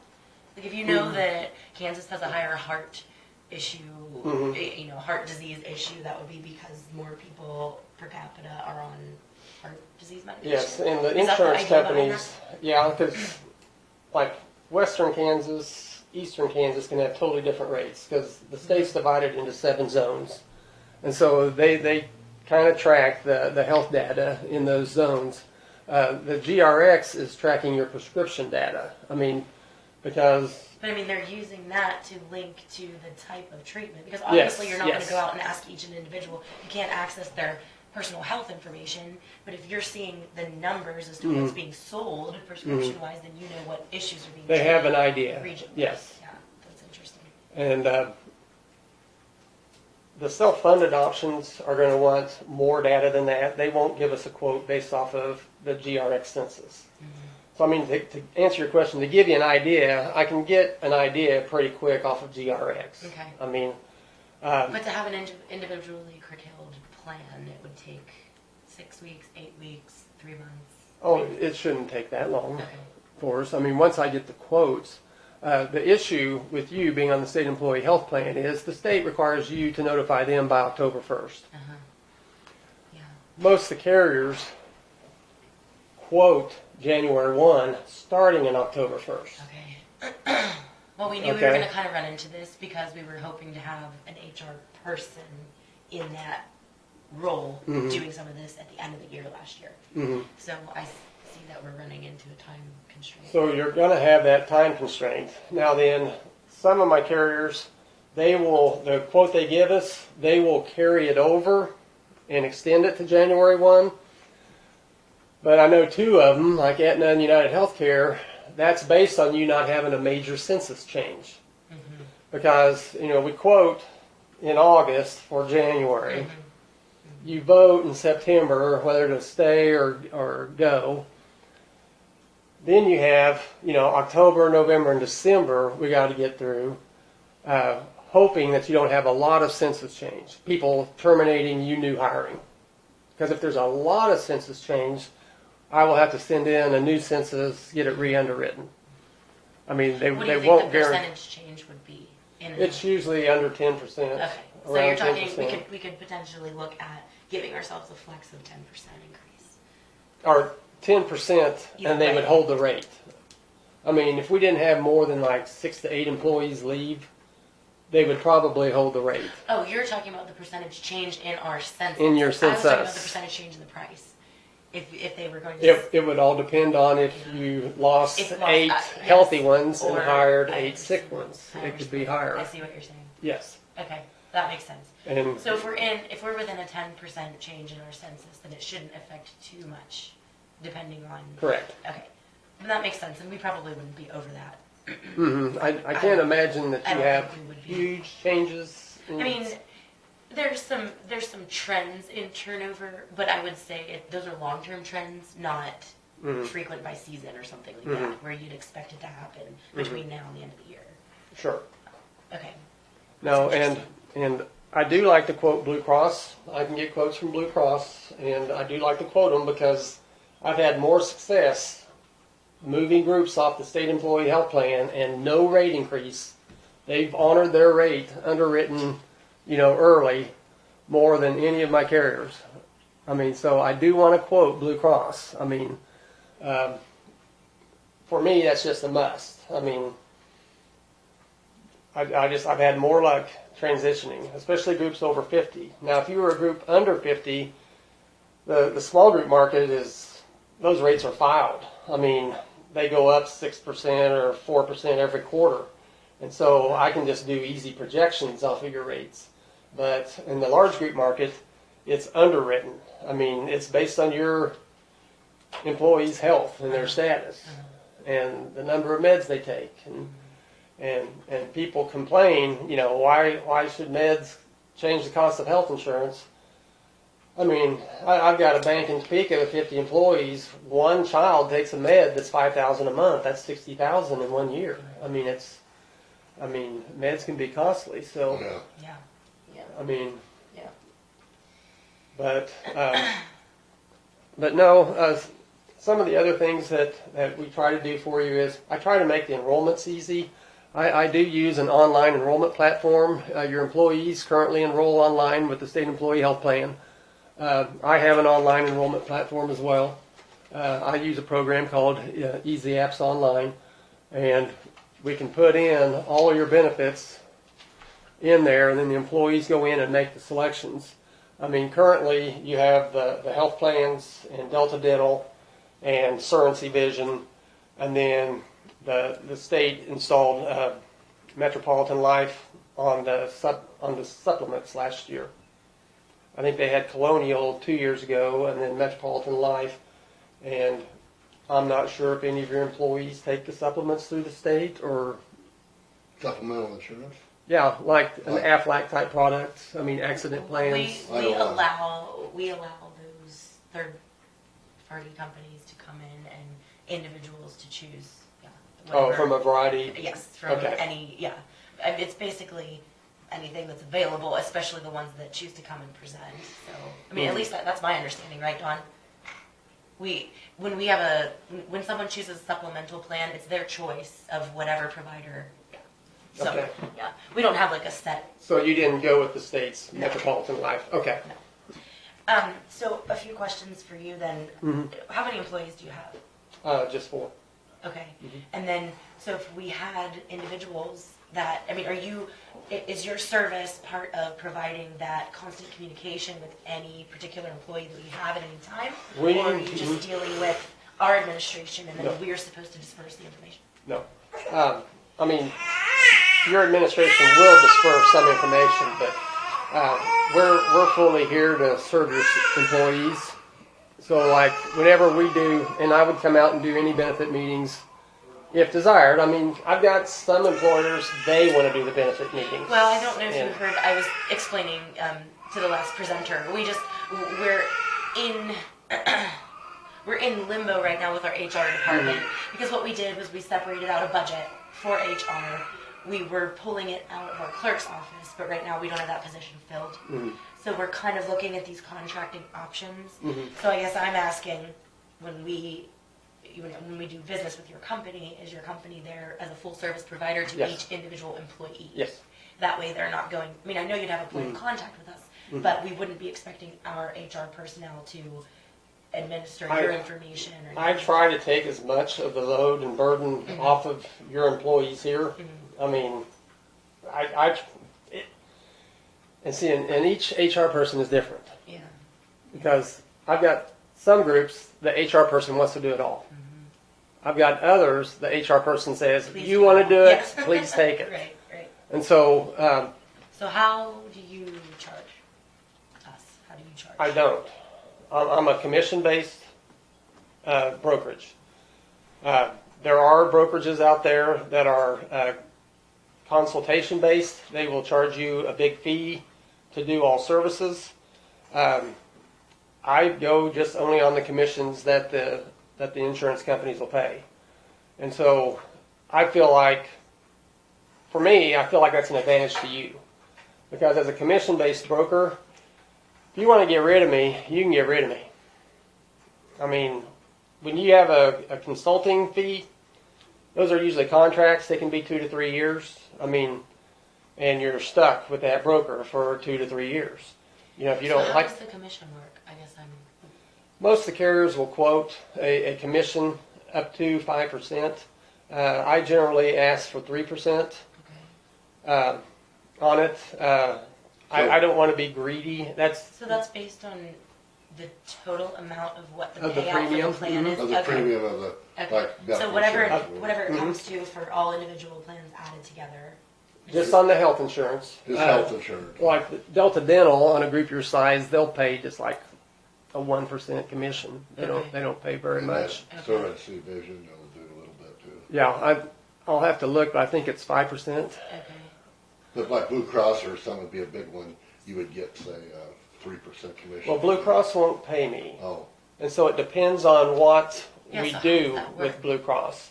Yeah. If we do a medical expense plan with Blue Cross, I have my TPA built in my fee, and they pay me. What's If TPA? What's TPA? third party administrator, Okay. remember I said I can customize a plan. mhm. They administer that plan, I see, okay. and so if it's Blue Cross direct or regular copay, I negotiate a commission that you think is fair, and I don't ask for over 3%. A lot of brokers will do 5%. So how long have you been doing this? 17 years.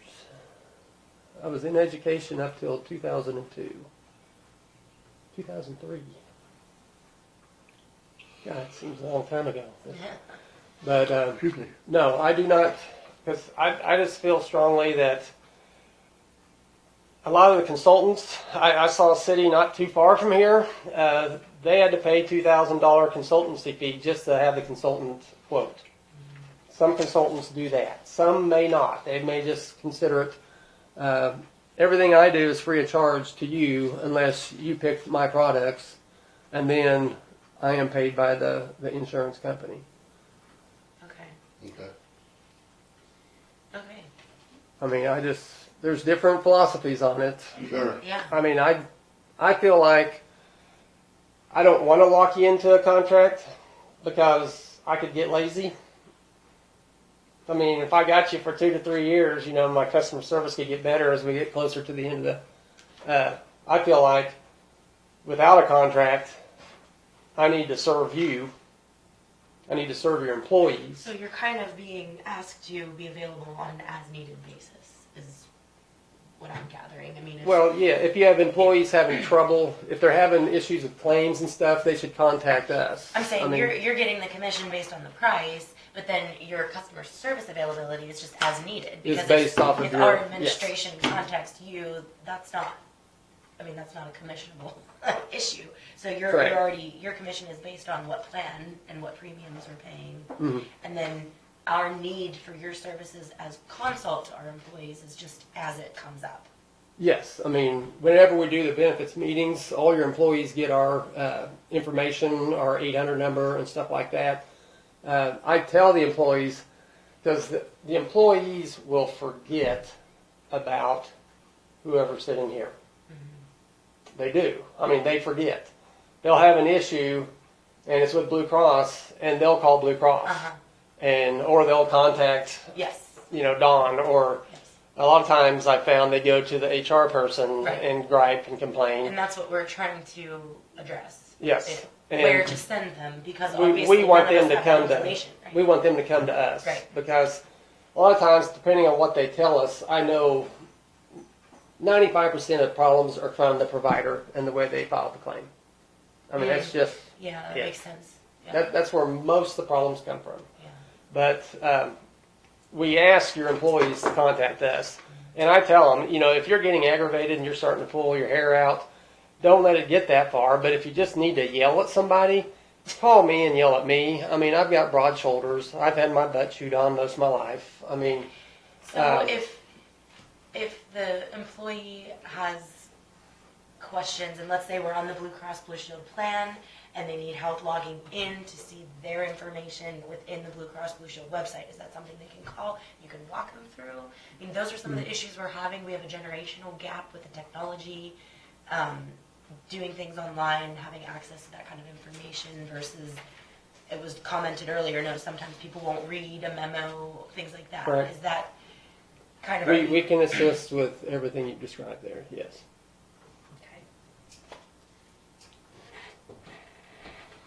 Okay. I also come out and do all the benefits meetings, if that's desired of the HR person. Come out and do, I prefer to do the online because we can download all the apps. We can email it to your HR person. They have it for the files. I can download through Easy Apps the payroll deductions so that they can just easily look at a downloaded spreadsheet with each person's policy that they selected and how much the premium is, and they can plug it in for payroll. I don't know if HR is going to do your payroll or what, but our program will do all of that as well. We do all the customer service. So you would do all the calculations and then you would just transfer that information for our data entry on our end? Yes, I get the premium. I mean, like... Right, because you have direct access to the actual health insurance plan information and the premiums, et cetera, but then you would transfer that information by identification of each employee, and then Yes. so it can be plugged into their payroll. And then I work with your HR person to find out what the employee, because see, you're contributing Right, our toward percentage, right. So we put in so that the employees, when they log in and enroll online, they see what their cost is per pay period, Right. and then that downloads down. So And no matter what our breakdown is, for example, right now the county's paying 90% of any plan that they're given the option to do. So if we change that and say, let's say we pay 100% of the individual plan, but then we change it to only paying 60% of the family plan, you would still do all those calculations per individual employee so that our payroll person can data entry the amount that's deducted from their paycheck versus what the county's contribution is going to be. Yes. Yeah, that's exactly what we need. Easy Apps will do all of that. Yes. Now I see you say your enrollment elections. These are like the Blue Cross Blue Shield. That's a sample that I these are just downloaded. samples. Yeah, You could do other options Yes. besides this. Yes. You just throw them out there as a sample. That's not just all you got. No, Okay, this was okay. just a sample Okay, from that's what I another thought. employer. That's what I thought. I was just okay. Very good. See, and that shows you too this was an employer that only paid 50%, and so, and that was 50% of the employee So only. it breaks Right. down the employee So cost. it breaks out, and I download that into a spreadsheet, and we do this when open enrollment's closed. Everybody's made their selections, and And you just have the portions broken down Yes. by plan and by percentage of county employees. That's just an example. That's what I thought. Yeah, I just thought that wasn't your. this was an example. No, I wanted to show health, dental, vision, Yeah. and then there was a couple supplements. Sure. No, that sounds good. Or looks good. I mean. And then Easy Apps, I also put in all your federal notices. I make all your employees view the federal notices because there's big fines. Every employer is to hand out federal notices every year. And I have found a lot of employers do that. No, they do it. They hand them out. But then they don't have any proof that they did it. I mean, that's what I have found. I mean, and so I like to do the Easy Apps because I put all the federal notices in there. And while the employees are selecting benefits, before they can leave, they have to view all the federal notices. And Easy Apps provides a date stamp of when each employee, the day they went in and the time that they clicked, that they finished seeing all the federal notices, and we can download and have proof that you, the county, gave out all the federal notices. Because the fine for not giving a summary of benefits of coverage is $1,000 per employee. Wow. I And mean, without that's just- provide proof. Then Yes. You could be accused of not having done Yes. it. Yeah, that's interesting. And so I love to use Easy Apps because, and then going forward, Easy Apps just disseminates the information onto your applications, and it allows us to put in the federal notices in there. And then when you have new hires, we have the employees go in and do their same benefit selections that we did at open enrollment with your employees, and they pick their plans, their health, their dental, maybe they waive the vision, you know. It provides waivers because a lot of employers don't do a good job of keeping waivers on employees. And I tell employers those are very important. I mean, you should have a waiver on every benefit.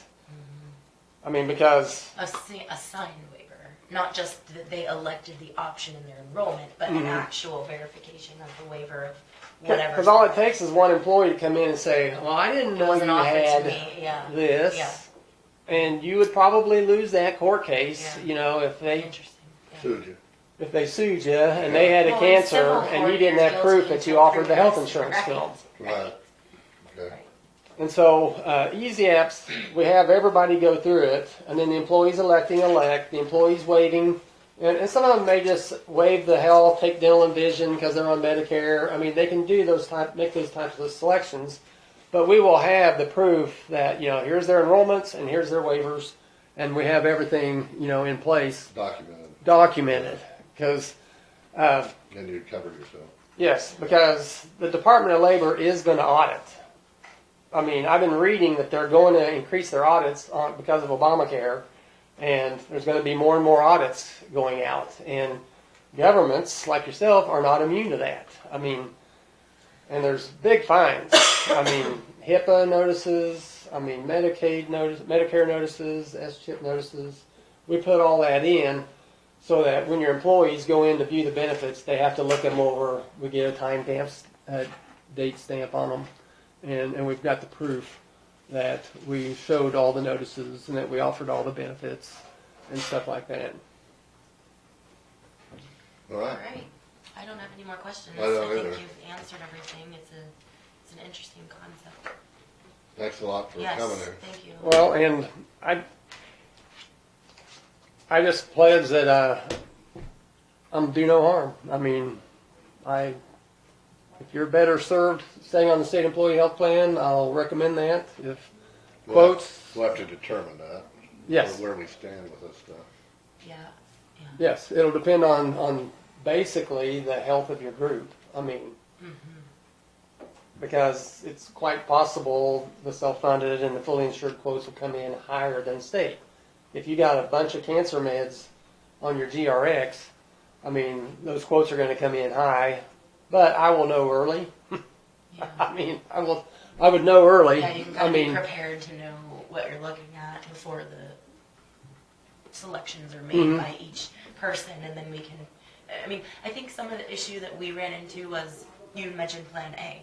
It's kind of just like the default, but it doesn't necessarily mean that everyone needs Plan A. And if they haven't been explained the difference between selecting Plan A and Plan C, it may be more beneficial for the county and the same benefit for the employee to select the different plans. But they're actually making an increase in cost to the county by selecting Plan A just because it's kind of the default setting. Does that sound familiar at all? Yeah. Or, okay. And with the two counties that I have, I built a plan that was better than Plan A, and I built a better health savings account that was better than Plan C. I mean, my goal is to try to keep things familiar if possible. I mean, I want it to be familiar to the employees. And not just familiar, but also to be a better plan is my goal. But it doesn't always happen. It depends on underwriting and all of that. But with the GRX, we would be able to get quotes pretty rapidly. And then if the GRX is coming in high, I wouldn't recommend doing the the self-funded. I mean, the self-funded products that we have, they would require the employees to answer probably 3 to 5 health questions. They're pretty broad health questions. I mean, they'll ask if you've had cancer, heart issue. I mean, they're broad questions. But on the self-funded platform, there would be a need to answer a health question, a health questionnaire. And I use Easy Apps on that as well because Easy Apps will pull all the health questions from all the carriers I want to quote. And the employees go into Easy Apps and they just answer health questions one time. And then Easy Apps puts them on the Aetna application, the Humana application, the All Savers application, the Star Mark application. And so Easy Apps allows us to answer health questions. They just do it one time, and then it puts it on 5 or 6 or 7 different insurance carriers' applications if we're looking at self-funded. And so I do like to use Easy Apps in the quoting process too, because otherwise you have to have employees answering health questions in 5 or 6 different apps, and that ain't going to happen. So I do like the Easy Apps process for the pre-quoting. If we're going to look at self-funding, I mean, but I don't want to look at self-funding until I see what the GRX quotes look like. Okay. I mean, if GRX comes in low, it's probably because you're pretty healthy. We might want to look at some of the self-funded. Right, right. Okay. I mean, if you see what I mean. I mean, Now, would you do a brokerage type analysis like that for a fee?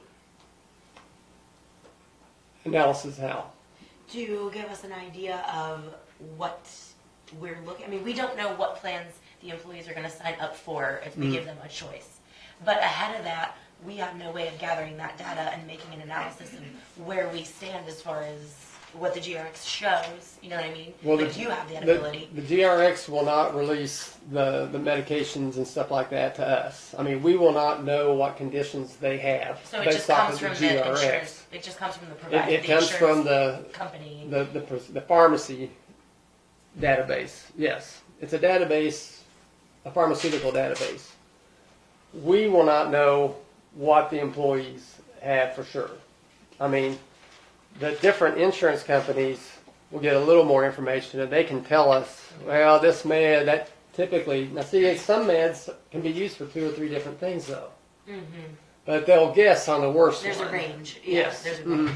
Yeah. Okay. And so the GRX will come back with a firm rate. If it's low, I assume, this is my analysis, and it's not a very detailed analysis, if you get a good GRX quote, you're probably pretty healthy on the prescriptions. Mm-hmm. So Which then, gives you more flexibility.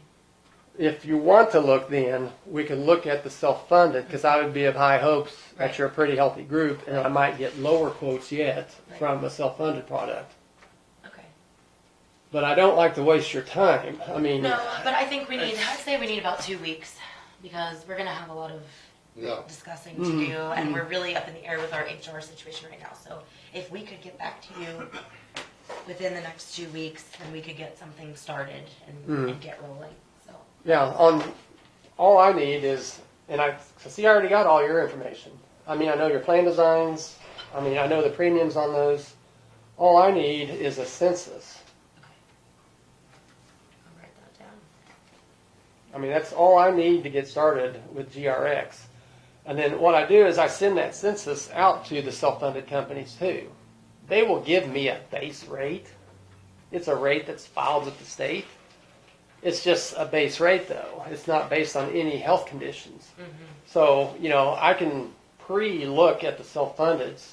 If they're coming in higher than a GRX quote from Blue Cross or United Healthcare, there's And no we reason already to do know. it. Right, right. But if they're way under, but a GRX maybe comes in then 150 change. less than the state, I understand. we may want to look at doing the self-funded. I mean, it's a process of elimination. Yes, yeah. I understand. I mean, it really is. Well, thank you for your time. I appreciate you coming. Well, thank you. I appreciate safe you trip back. coming by out. Okay.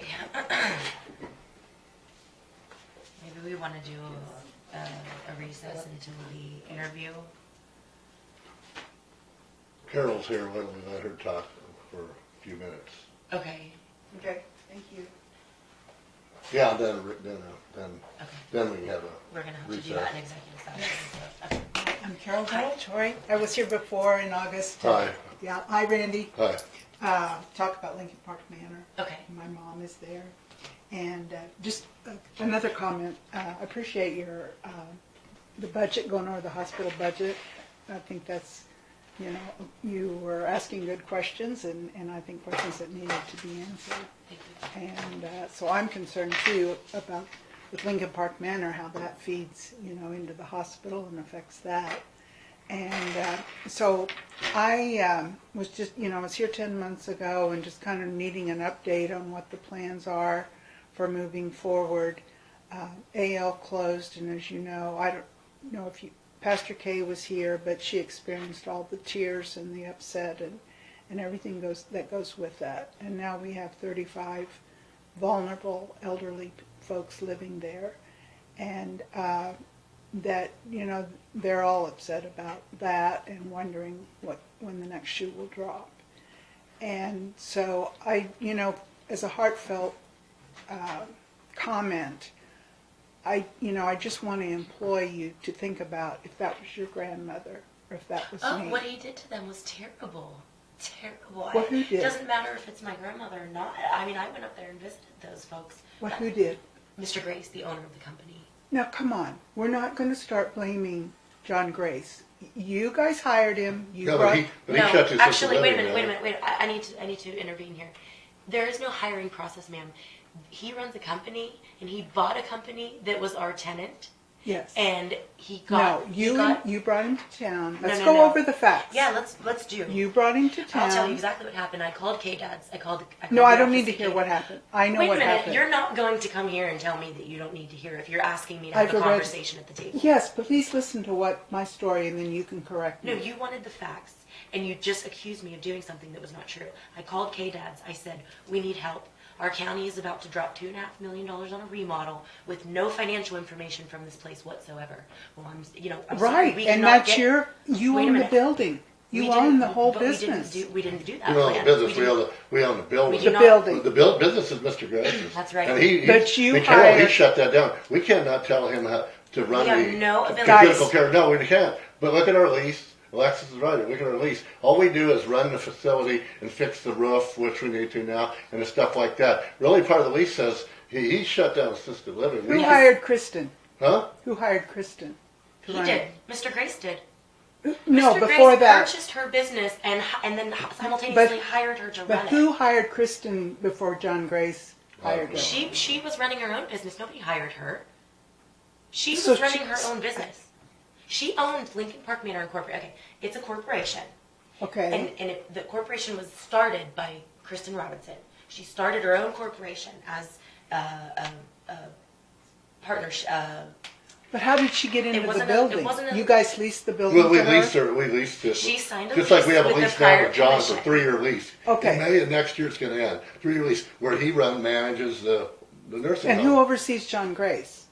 He owns his own business. He owns his own business. No, We- you You oh, guys we- don't monitor what he No, does? not Well, at all, ma'am. well, No. but we Not really at all. don't because he's. We have a contract with him, and it says he must pay us rent, and we must give him the building. he hasn't been paying when rent. something happens in the building, like a sewer leak or something goes down, Yeah. a toilet, The a facility. refrigerator. I mean, Yeah, I We- understand we that. can't Yeah. tell him. We can't There tell is him how to no manage. relationship between by the our lease, we commission can't and tell the him how to business. manage that Lincoln nursing home. We really can't. Carol, I'll show you the lease. I thought. No, that- I understand No, that. so he That's runs the a place. common misconception. So Very what he did. No, is- I know. It's And we the only had bill- 5 people in assisted living, and 2 of The them census came was over, and then he down. says there's Yeah, only I got- 3, and he couldn't keep it open. But he managed that. We didn't have no input on none of that. So then, how did he find out that Kristen was selling her business? Well, back then, I don't know. I was- Okay, so I'll tell you what happened. I called K-Dads and I said, my county is about to drop $2.5 million on a renovation plan with no financial information for this business. We don't know if it's going up, it's going down, if it's just maintaining a plateau. And they said, well, ma'am, you can't get the financial information for a private business. And I said, okay, I guess that's probably true. And I said, do you have any consultation services through the state that you could come in and tell us what we can do? Because we own the facility, and in other counties, the county's name is on the license, okay? Here's where Lincoln County made their mistake. We've never been on that license. That license has been passed from private owner to private owner to private owner. No, it's not great, though. So I made. He has a license. So when I was on the phone with the KDAD's office personnel, they gave me the name of John Grace. John Grace Consult, da-da-da-da-da. He had a website, which, by the way, no longer exists, that he said he was a consult option for nursing home care, elderly living care, et cetera, et cetera. I said, oh, this is great. Let's have him come and do a presentation. I called the hospital. I called Chris. I didn't contact Kristen. Or someone did. Who? But Kristen Robinson, who owned the nursing home. No. I called several healthcare facilities locally, and I said, someone from the someone who was recommended by the state, I should qualify because he's not a personnel in the state, someone who was recommended by the state said he'll come and do a presentation. So we met at the hospital. He did a presentation about all the new trends in senior living care, okay? A week later, he was showing up at the commission, arm in arm with Kristen Robinson, proposing to do some other big project, which you can go back and see. I filmed all his presentations. I know. He had all these ideas, okay? Yeah. Well, The as the Greenhouse thing, right? right, and Yeah, I'm as, never gonna do that, but that didn't go through. well, as the ideas unrolled, he started asking for the county to fund those ideas. Well, the commission never agreed to that, but we did sit through several presentations of his, okay? Next thing we know, he and Kristen Robinson are at the table presenting us a sales agreement. He purchased her business. That was had nothing to do with the commission. Right. And then he propositioned the commission, will you now rent to me? I'm going to buy Lincoln Park Manor. Will you rent to me? Yes. Aljo Wallace and Terry Finch said yes. Mm-hmm. I said no. I didn't bring him here to buy a business. I brought him here to give a presentation. So let's get that off the table, because those, ma'am, are the facts. Okay. Okay. Now, John had suggested, so when I was here in August, I reported about the Smith County, the same plan went to the Smith County Commissioners. And Terry said, and I said how the commissioners there were working with John Grace. Well, guess what? Their greenhouses opened about a month ago. They followed his plan. They appointed a nonprofit, a board. The commissioners appointed it. I know you guys didn't like, Aljo and Terry and Alexa didn't like the board, but I told Aljo, I said, appoint your own board. Work with him. Work Wait a minute, with John. To set up a nonprofit. Yes, And there then was a group of fundraising, people- you could get all kinds of money Let's to come in. qualify what happened though, please. Okay, The nonprofit came, the self-formed nonprofit came to the commission Right. and requested us to buy Lincoln Park Manor and give it to them. That is not the same as establishing a board that is county appointed to run something. We were requested to buy a corporation. You can't do that. no, I Yes, we understand were. that. We were. No, okay. Yeah. So if you were requested, my understanding is that you were asked, you didn't like the board that he had, So so, we did not approve of purchasing a corporation. That's what happened. It had nothing to do with the board. There was no board. Those people were a group of volunteers who came forward who said, if you buy John Grace's business, we'll run it. That's not us appointing a And board. Carol, by, But you weren't here for that. well, but I know since, no, but there was Jim Gableman in that group. The thing is, we've been through this with our attorney, and that I don't think the state would have allowed us to get the license and have them manage it, since they have not managed. Now, I know Jim Gableman says he has a license for this, he's told me that. But since our attorney said they didn't know if the state would turn that over to manage a nursing home without prior experience of doing that. So we had Jim Gableman and some other volunteers, and we like to have them here. No. But that was an issue with the state. And our attorney, who deals from the state, that's one reason I think you guys didn't go with Jim Gableman and that to take that over. It wasn't that we didn't like Jim Gableman and guys to do that. It's just that we didn't think the state would allow them to operate it with our license, because they didn't have nursing home operations experience. well, the way I understood it was that, John, they ask you to form a Nonprofit organization. Well, that's what he organization. wants There to was do no now. buying or No, selling. we were not asked to form a nonprofit. The group of people who came to the meeting said Yes. they were a nonprofit. They said that they were in the works Well, of that's getting not them. the conversation I had with Aljo. Well, you can go back and watch the meetings. You'd have to look through, if you get on the county website, you can go through the minutes. And if you go through the minutes, you can find where We did a big presentation that day up in the courtroom. Yeah, a presentation. But the next step then was you're like, okay, let's keep moving forward. We listened to the whole thing. The next step was to form a nonprofit board, No, just like the hospital. That's not a nonprofit board. That's What not, is it? It is a county-appointed board. They are actually an extension of this commission. When the Okay, commission, so why couldn't we do the same for Lincoln Park we Manor? can, We can. But why haven't we done it? because it comes down to the license. Okay, we, like I told you, Grace owns all the other license, yeah. counties have their But then he name on could the work. license. Then he could Well, we've been work. in discussions with him. He can sell We- us his license, we've or been he in can discussions. actually give us his license. And we've been in If- discussions with him Yeah, I about know. buying his stock and then, but the thing is, there's issues with that. He's wanting like 70,000 now for the license, which maybe, but then also, he would stock, but also if we did that, we maybe would have to take on these accounts payable, and there's some like 200,000 to 300,000 out there on A that. government And we don't entity- we don't wanna have that issue. So we've been talking about this. I know for- you guys have, and I appreciate it. A You know, the government thing is that entity- Kristen's books were not accurate, and so that was something that, I don't know, if the, Terry and Terry Al Finch Joe. and Al Joe should have been checking her books, just We like, can't though. That's what I'm trying to tell you. It was a private yes, company? She's a private company. Lincoln Park Manor is a private company. Okay. Yeah. Once upon a time, Kristen Robinson owned Lincoln Park Manor. Now, John Grace owns Lincoln Park Manor. yeah. And any finances that they have, or any paperwork that they have about their finances, are not our property. If you have county finances, that's public information.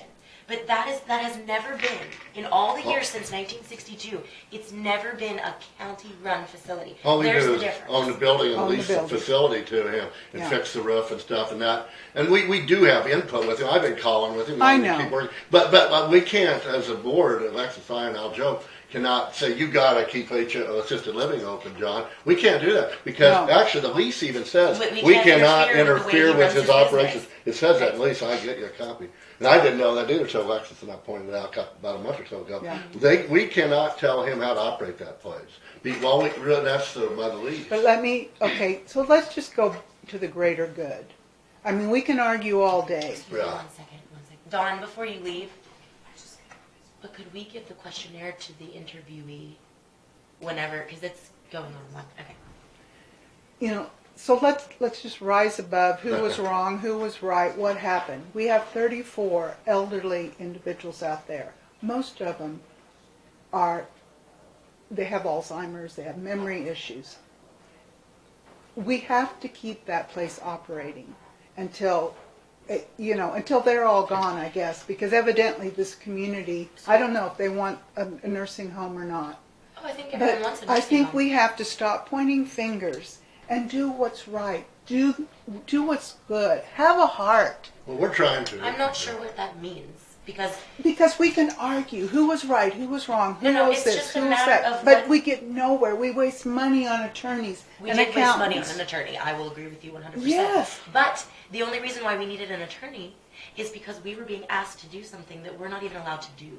And Well- then we were receiving public backlash just like this. And I am thankful you're at the table because I appreciate people who bring any kind of comment, concern, anything. And it can be negative all at once too. Again, Well, I don't try to be negative. You're not being any kind of... I'm speaking from my heart. But the status is right now, the nursing home's not going to close, at least not in the near future. I know because assisted living went down, people think this is too. First of all, It is. There's no way you guys can keep it open. But wait a minute, Yeah, but I'm still going to go back to there's this. multiple though. ways we can keep it open. We got 35 people in there. But wait a minute.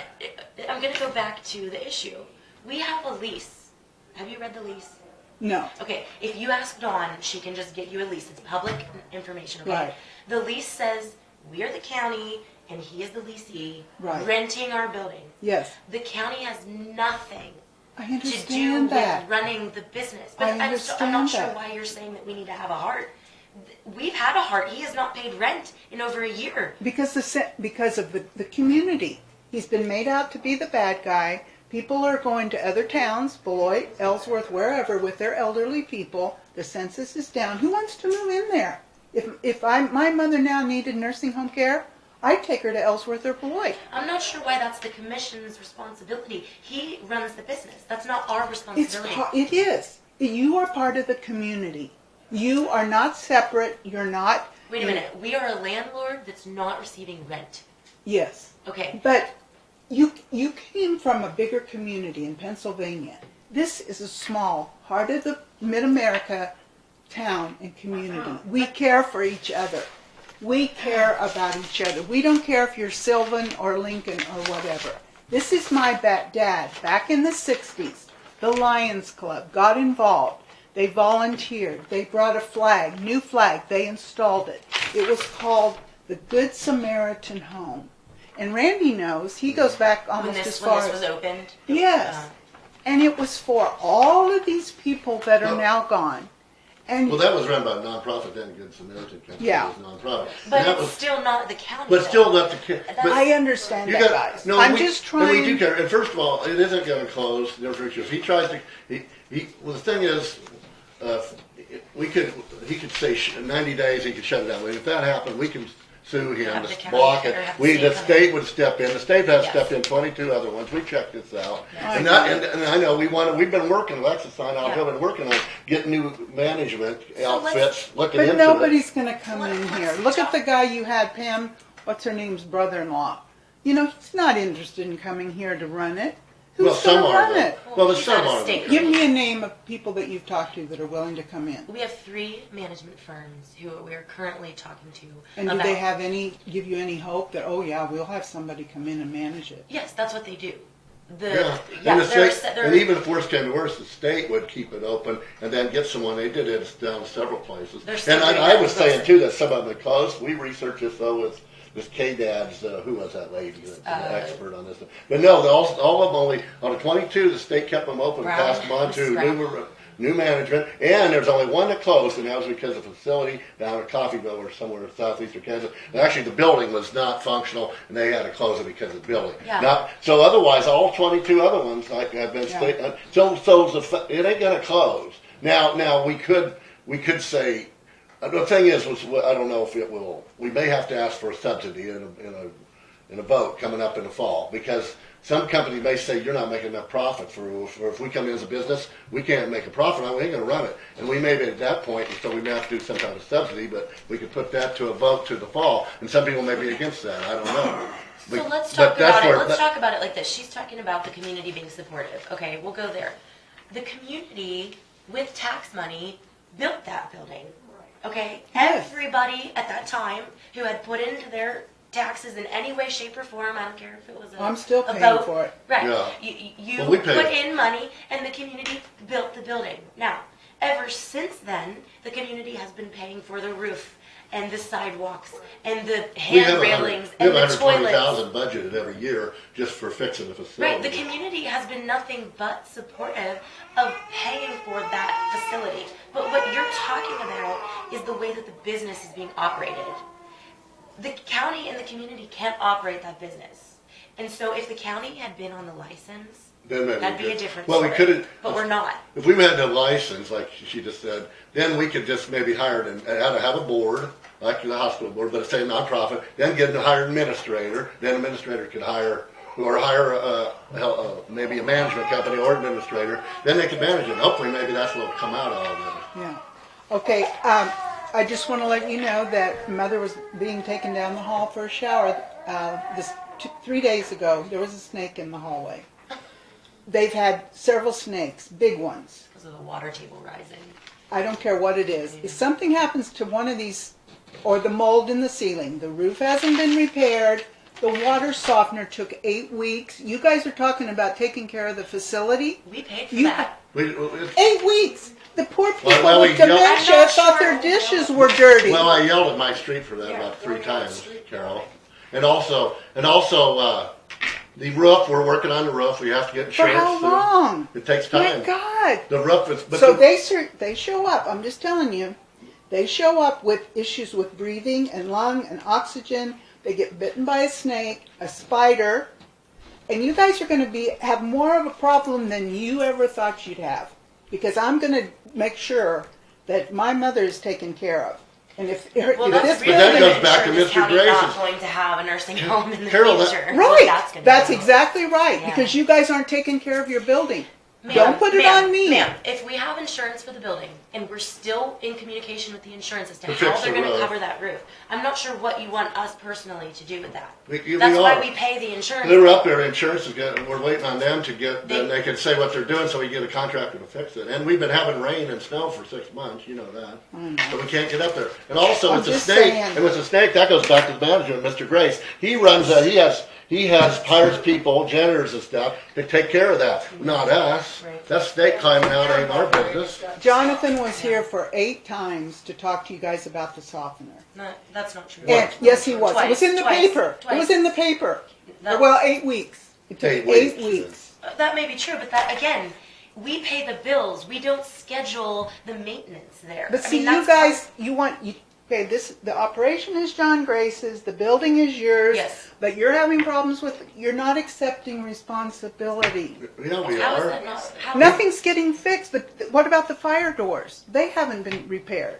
Well, that's an issue with the company. We already approved, the payment has already been That's- approved and then- deducted from the Then budget. you guys need to be on their tail and say, okay, if it's not fixed within 2 weeks, we're gonna Okay. take measures. Who needs to coordinate the hours? Who needs to coordinate where the residents are going? Who's hauling them through the hallways? When the construction is taking place? The safety precautions within the hallways? That is not on us. That is on the operational Exactly. management up there. So they've But- also lost their maintenance person. Yeah, and because they transitioned didn't want to into- deal with the county commissioners. They'd had it.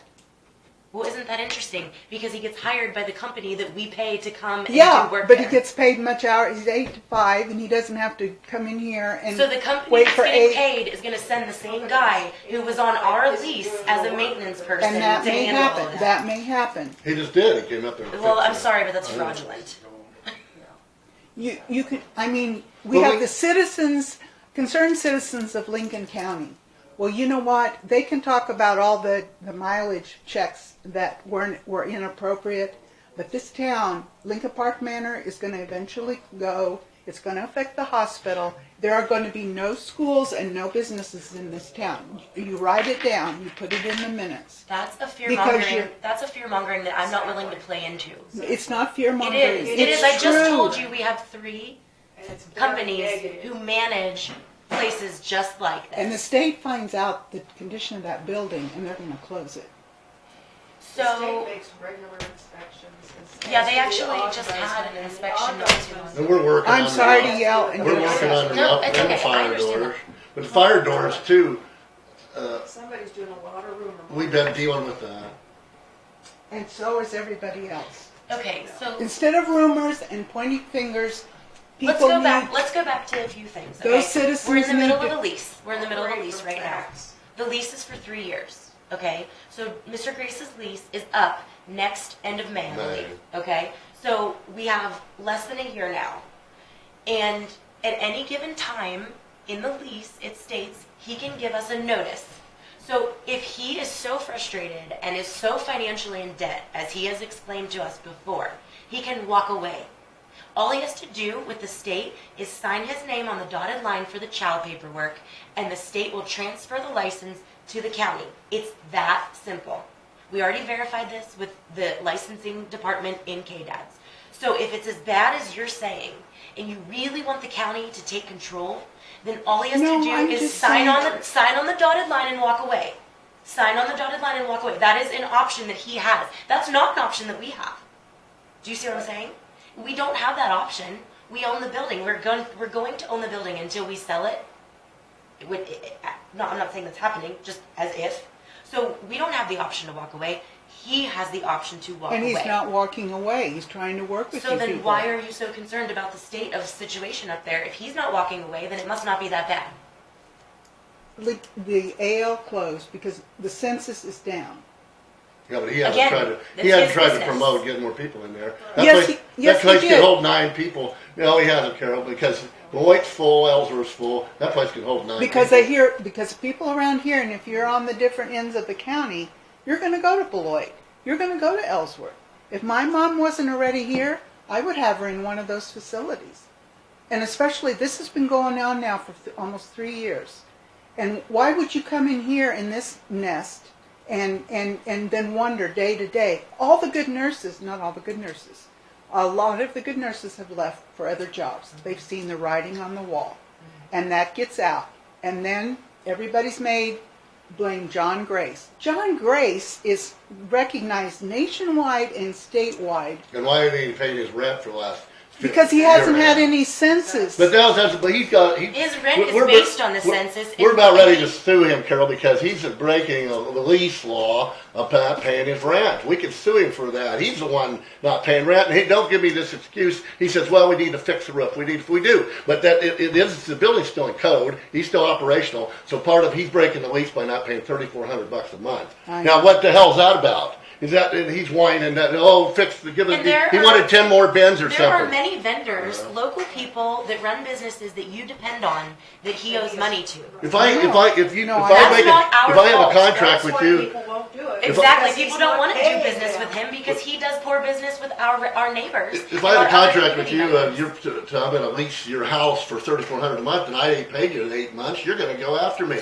Yeah. Well, that's what we're thinking about doing with him now. And I know maybe plus we put in a $500,000 renovation last year. Maybe the facility isn't up to par right now, but it's still up to code. We haven't had no issue. Spend $500,000. That doesn't give him an excuse what to break the lease. What hasn't been done for the last 10 years can't be fixed by us overnight. We did allocate over $500,000. And we're trying to get the roof fixed. I've just asked Don this morning. We're waiting on their insurance because they're going to pay for it because it's still part of the hail deal that wasn't fixed, and we got to wait on them before we can get this contractor set up. So we're trying to do stuff, but everybody stops us. Yeah. I mean, and we were trying to get that roof fixed and them doors. I talked to John today about these doors, and Babcock had the information supposedly. I've given Greg Babcock and Jonathan Shell the information, which is go to the engineer that was hired for $70,000 and get some schematics and give them to the door company.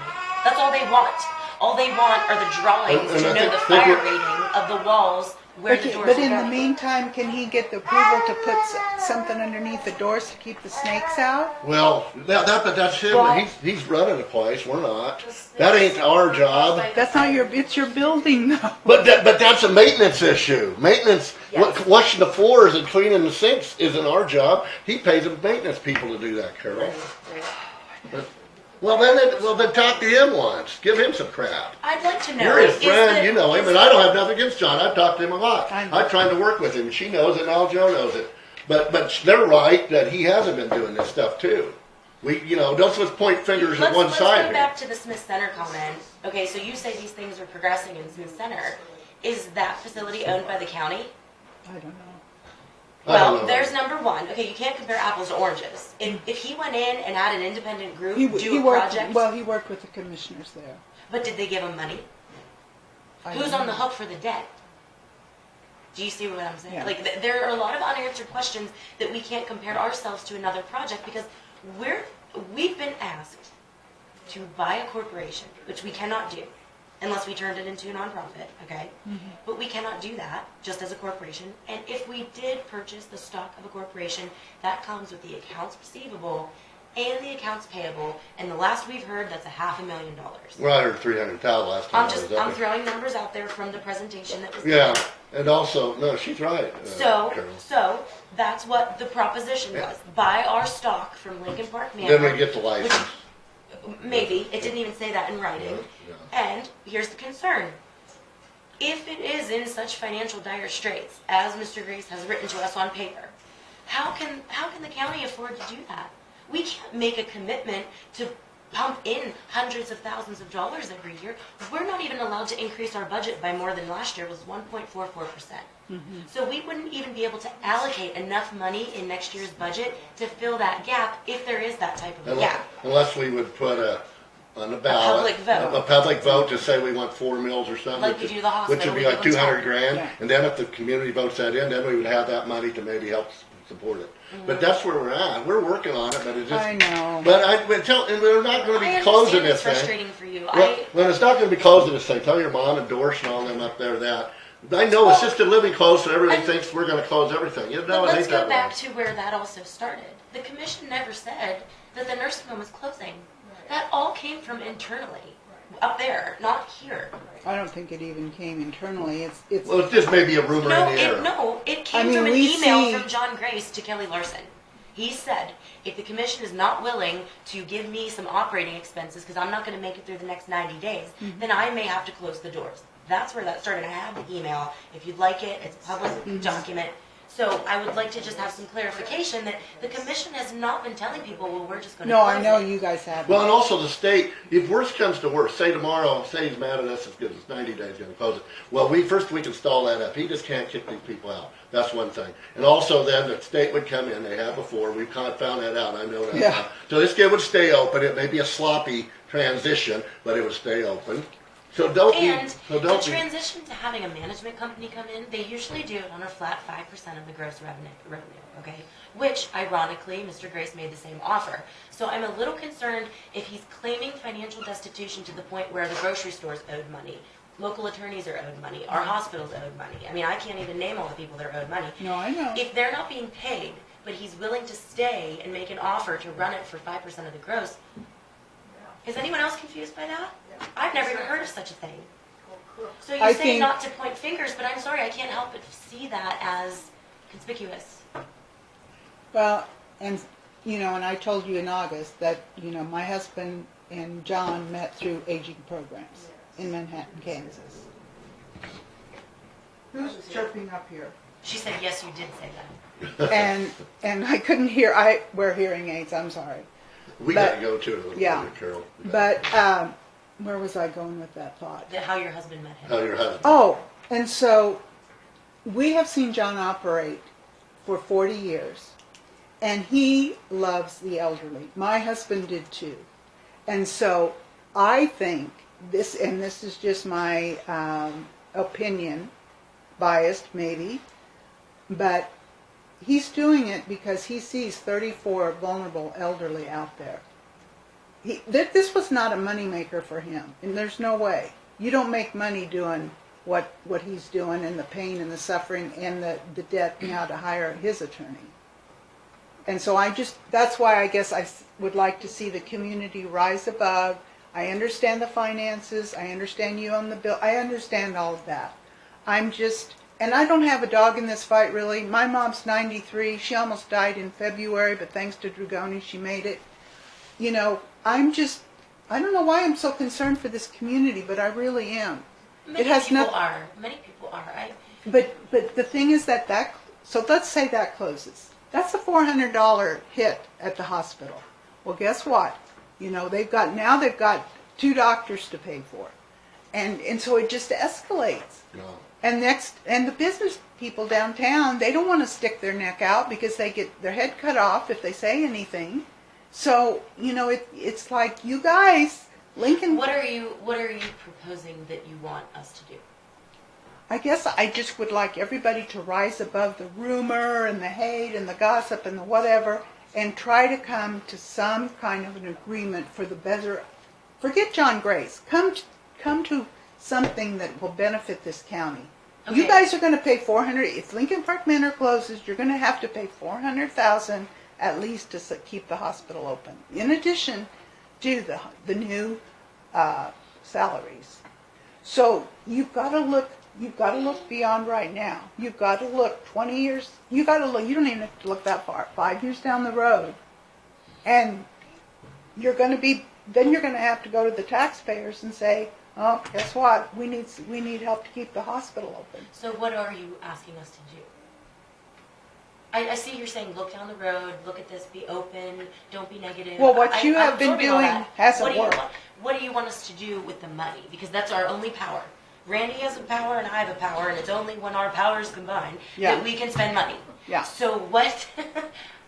Sorry. Just Yeah, a and I think- interjection of humor. So then you have I think to- we have more of a plan though for the nursing home than you think. Maybe we haven't been very good about talking about it. I was already wanting to bring Grace in here to have a meeting. Al Joe was wanting to Did you about. send him your correspondence yet? But I didn't do that because I was gonna. You have it I now. was going to confirm it with. Oh, What you were proposing to send to him? Well, I was just Remember- going to remember those bullet questions. Yeah. We was Yeah, so going we to just ask him need to to come and approve talk that. about some issues here because we were still wanting to deal with him too. But You- now that Al You've been Joe's to the gone, commission twice in the amount of time that Mr. Grace has not been here at all. So if that tells you anything about the communication, Well, we're here every Monday. but he's not good. It's like me. I come and I read the commission, nothing happens. And so until you guys are ready So to what are sit you down proposing that we seriously, do? Again, that's my same question. I am proposing that you look 5-10 years down the road.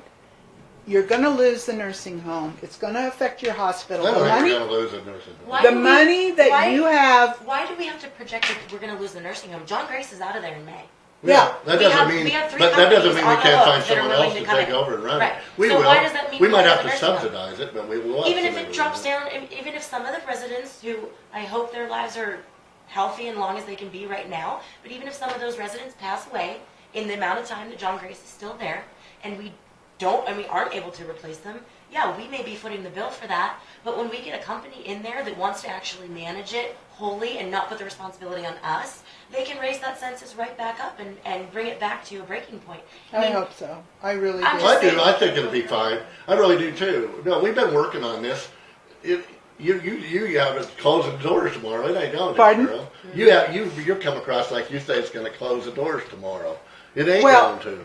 It isn't going to. I know because assisted living closed, that put a fear in everybody that the whole thing's going to. Well, and it But that whole thing's a lot different than assisted living. See, we don't have the rules and control over that assisted living, so he can do that. We do over the rest of it because we can sue him about keeping that open, and then the state comes in. That's a big deal with that, closing Yeah. that critical care and everything going down. Well, I appreciate your time. I appreciate you listening. I really do.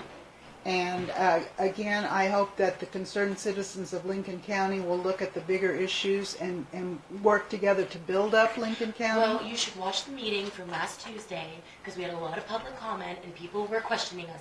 Why have you not moved on this? You should be suing someone who owes you money.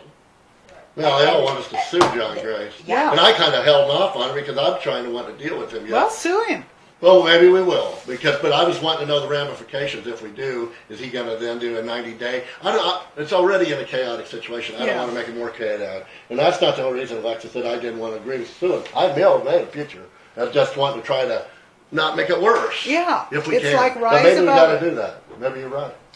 I understand your personal concerns, and I am very And sorry it's for about the that. community. And I think it's been. It's not. I grew up. No, here. I know you do. But it's Yeah, both, she's but my it's neighbor. both. We grew up as little Yeah. kids together out south, so Yeah. we know each other for 60 years. So I don't have.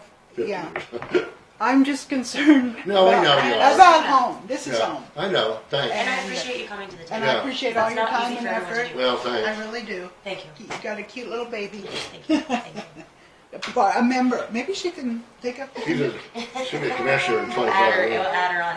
I think. Okay, wait, before you go, may I do this? I'm gonna make a motion so we can get some of this business off the Okay. table before we'll recess and Sure. then we'll do our interview, okay.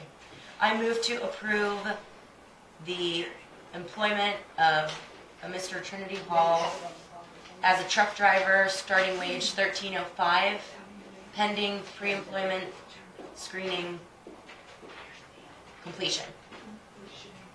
I'll second.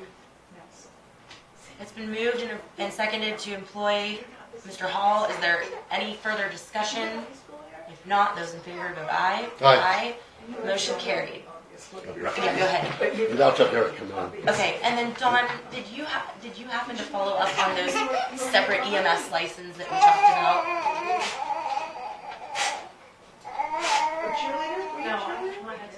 So can I do that? Will they talk to me or?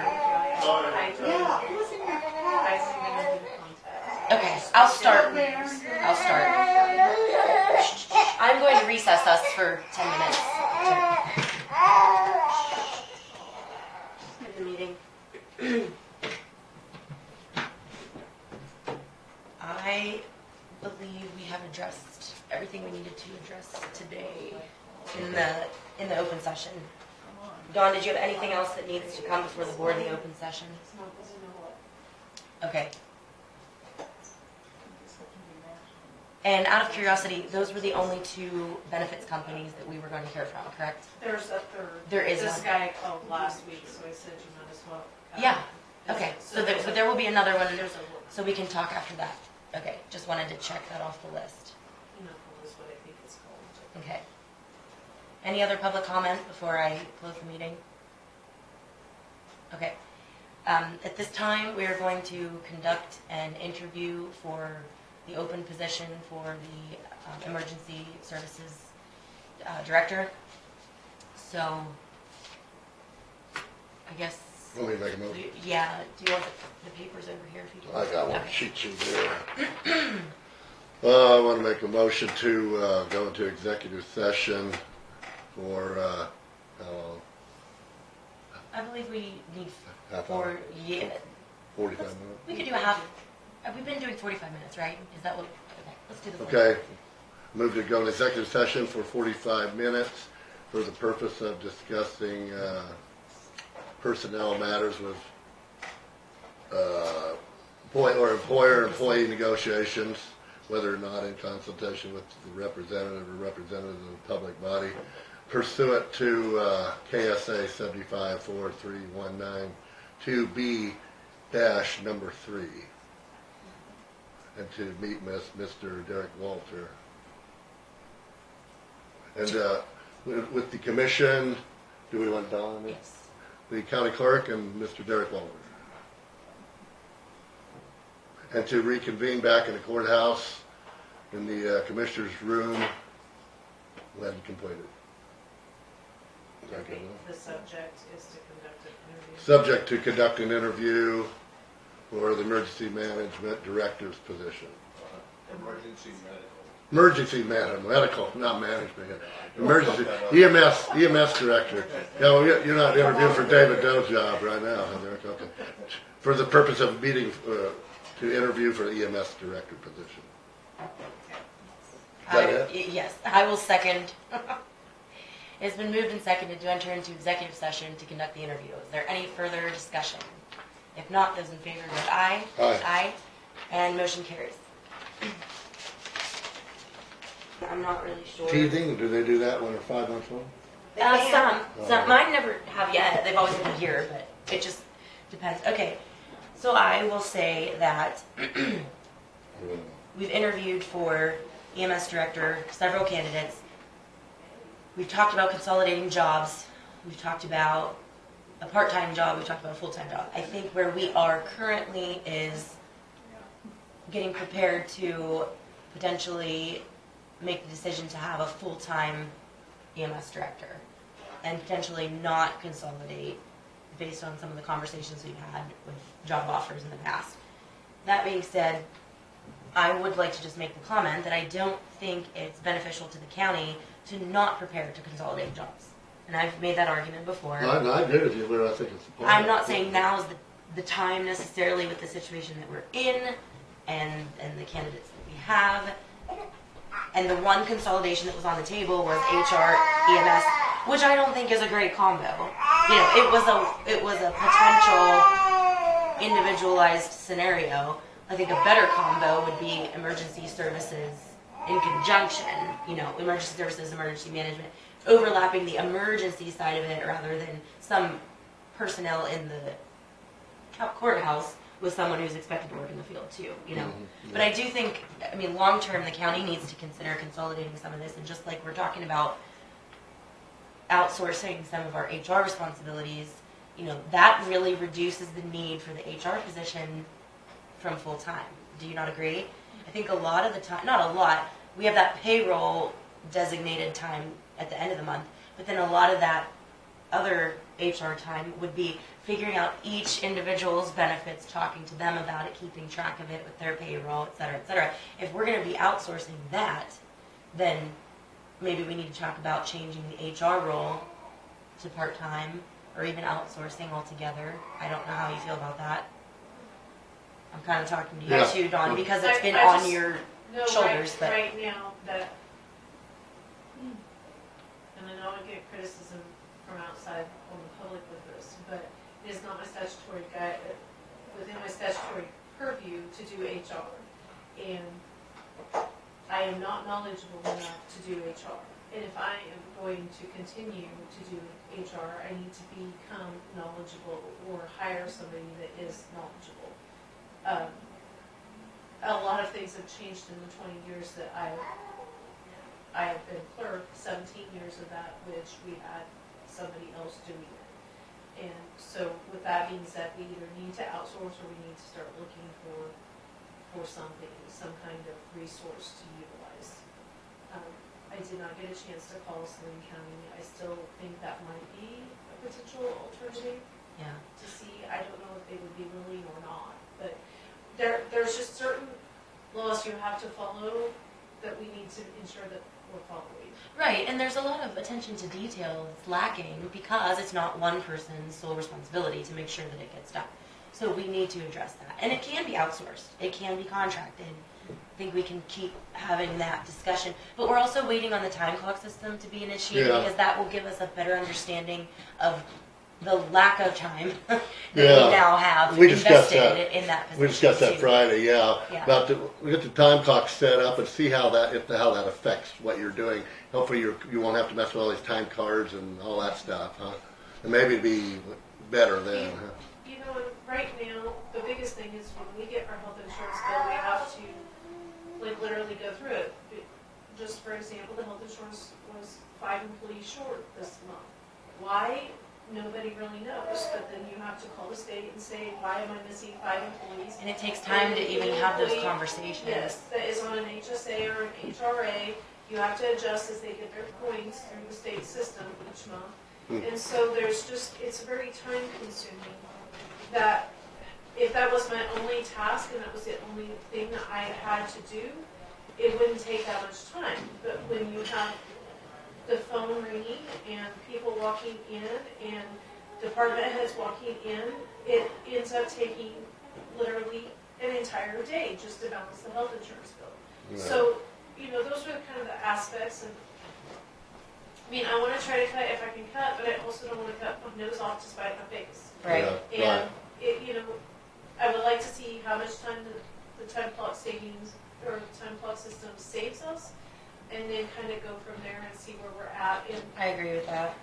you know, that, Yeah, but I me don't too. want to get us into, you know, any potential issues. And right now, anytime we have an issue, I just call Bud with Bacon and just confer with him before I make a decision, just because I am not confident in my skill set. Well, Not that's that I can't be understandable. trained to be, I just haven't attended those types of classes in a very long time.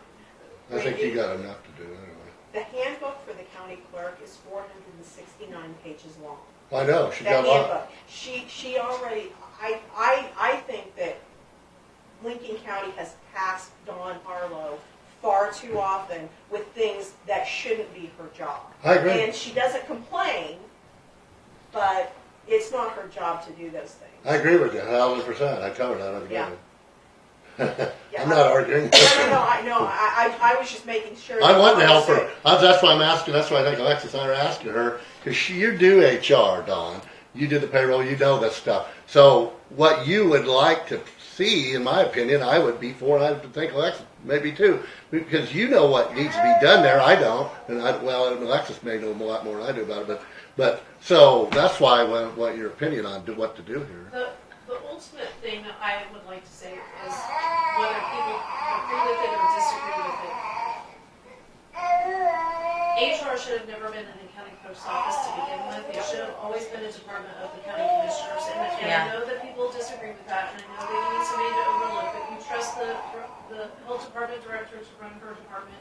You trust, you know, the other department heads to run their departments. If I can't control any of the aspects that involve, It doesn't make any It's a sense, department. okay? It It's doesn't one work. elected official versus an elected official's board. You having control over an employee, which we have no say over their protocol or over their reports or over anything like that, except for the money that they make in their position. So it just doesn't make sense. and I have no control over the health insurance benefits. And I have Right, control but we over do, the benefits. right. That is So they can't even bring to the board a concern as far as it being directly linked, because you're technically the boss. Yeah, it's but a lot of counties do that, and I think they just throw it on the clerk because you're there every day, whereas we're here once a week, and it's just a convenience thing, which is not fair because you're already answering phones and doing paperwork and all that. What do you Alright, think fine. of these two healthcare people? I think it's very interesting. Did you have favor one over the other? Yeah. You want to talk about that on that? Yeah, I will. Let's take the call And first. lastly, I don't think that the county commission phone number should be answered by her by Dawn's office, because she doesn't have time to handle your issues. I know, So I think that phone number should be rolling over to an answering machine that's direct or, They have my number. They can get a hold of me. well, I've heard that a million I times. put out my phone number the other day. No, and I give people my number. But, I know my former commissioner never did. Yeah. So unless I want to find one of those millions of, phone books that are delivered free of charge, I never personally called him. Yeah. But we have approached him on a personal level during meetings, and we were completely rebuffed by him. So, The only thing I would say about the voicemail, and we could set it up with a voicemail. But then that becomes your burden too. Well, what your number is, and then if each of your numbers, which district you're in, and then if they're wanting to get on the agenda, then they could call us. But what I have found with the voicemail is people won't leave the message on the voicemail. My staff member fielded an inquiry because supposedly somebody tried to call 3 times on Friday and we didn't answer the phone. Well, it was there, but if I'm helping somebody at the counter or I'm already on the other phone, I can't pick. well, you could also have it so that it rolls over to. You could assign the chair to be the years Now, back. with our fall. current phone system, it won't do that. But Yeah. when we get to this We new could system, You're the maybe one maybe look will at do that. You know, you could just forward it to the chairperson at the time because it rotates, Yeah. and then for one whole year you're on the hook to answer the phone or to at least follow up and bring it to the meeting or whatever. So, I mean, there's a little bit of responsibility to that, but really no more than anyone else because we should all be collecting complaints from our own constituents and bringing them to the table. Why can't you put your phone numbers on the website? We can. Instead of having. We can. I mean, other counties. Well, I did. I put it on Facebook. I Yeah, could put it she on- means we on don't the. have it on the When Facebook. somebody the- wants to have it talk on to the the Board of website. County Commissioners, they usually go through. Well, it Oh. calls 4335, which we answer. I'll put mine on that. How many times a week are you getting a call for us? Besides the Fridays. agenda, not the agenda, but I'm not. Yeah, for the agenda. I'm not really 100% sure. But I don't wanna because set I don't the know agenda. whose number they're calling because it eventually, right now, that number is in the Human Resource Office. yeah, We because thought that would be smart, but that was not smart. But it eventually rolls to us, and so we don't know really where the call is being generated from. Does that make sense? yeah, okay, yeah, you don't know the original. Yeah. Okay, about the companies that came to present, I would like to hear from this third one. I'm still a little confused about the commission that he makes, the second guy.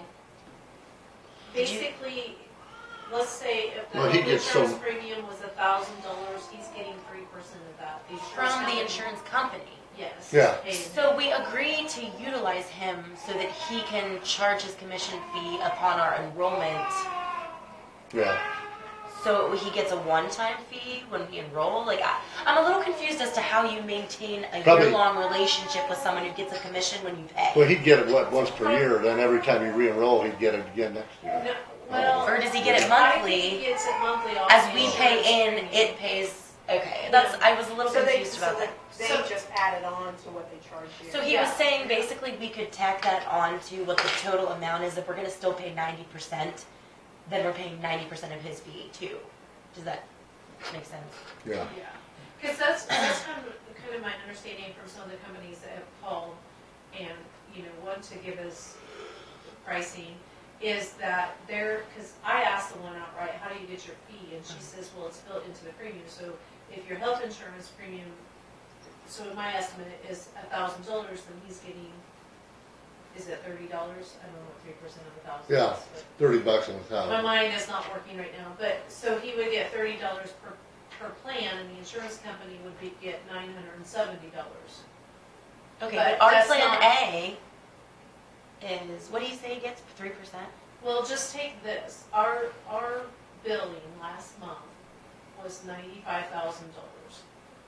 3% of that. So take 3% of that, and that will tell It'd be you. about. 2850. About 2,800 bucks. Okay, so, Times 12. right, That's about 25 grand, then. Or about 30 grand, 32. 34 too. Yeah. So in that scenario, the first company has a better deal because for a flat fee of his estimate, which I'm sure is not maybe exact, but close, they're providing basically similar in what I would argue to be more personal services. Just from the presentation, I can't verify that, but they have more employees. They have this whole dynamic of, they had a breakdown, like this is the breakdown of the services. Well, they're a bigger outfit. You can Yeah, tell. I mean, they have a lot more personnel. And I have something against that because I'm not opposed to, I'm more prone to The other guy support a is, smaller company. yeah, 4 people. But this is the breakdown of employee responsibilities from them. So you have technology people, you have voluntary benefit consultation, you have compliance issues people, you have communication person, you have health performance analysis done by particular people. So they have an employee for everything, which it's, I mean, you get it's two different servings. So that's kind of an expert on that service, whereas you have, as he said in a second, wants everybody to talk to him. But he has four Well- employees. This other place probably has 100. I'm going to suggest that we just go ahead and contact these counties and see what their satisfactory or satisfaction level is. Cloud for sure. Cloud? Cloud, because they definitely. In Geary look at a County, lot of he said he places. did Geary County as Junction City, right? Right. So He's been doing that, he said, for 20 years, 25 years. They, So the other guy is Elk and Greenwood. So you want to split this up? Let's split this up. you want to call them? You do this, guys, 2 counties, and just ask them about their satisfaction with the services and what, Okay. how they're utilizing the company. And then I will call this other guy. I wrote down 3 counties, so I'll do that. I wrote down Haskell, Cloud, and Republic. Republic. What was the other one? Geary. Oh yeah, Geary. Geary's so big, but Which yeah, is Junction City. yeah. I didn't get, you said Haskell was the other one. Haskell, Cloud, Republic is what I wrote down, and then Geary. And I know there are a few others, but that's a good enough base, I think. So let's start And with this guy here did Elk, Greenwood. You ask those 2, and I'll ask the other ones. Well, the city of Lincoln has them. I wonder how the city has You can them. ask them too. Downtown here. Yeah. All right, I'll go with it. If the first What one was does have- intriguing about the second guy is that he has the ability to create an individualized, self-funded. Customized Yeah. plans, yeah. Yeah. I think the other guy kinda could though, too. Couldn't they? Sounded like it. I I'm think not they sure. could, maybe not as I think real. they could, I think they wanna. He probably just statistically knows that we wouldn't qualify well for that, I Well, would say. or, you know, you wanna see what it is that your guys' feelings are, where you'd like to go. I mean, I think he could do a self-funded and show you Yeah. what the numbers are, if that's what you wanna do. I just got the impression that we're right on that threshold of whether or not self-funded is financially a Well, he better said- deal. You know. If you're 50 Well, that employees kind of of us. scared him away from that too, because we were self-funded. Oh, and you had the bad experience, so yeah. Okay, I'm prepared to make a motion.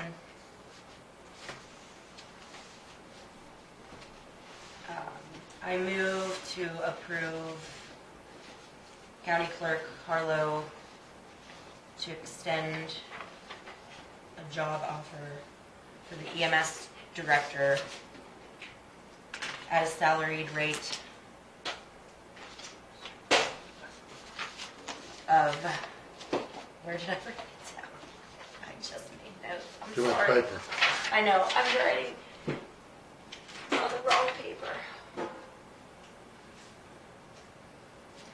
Did you find it? I'm Do you gonna want say, my calculation? well, I'm gonna go by what I calculated was the projection, 4,100.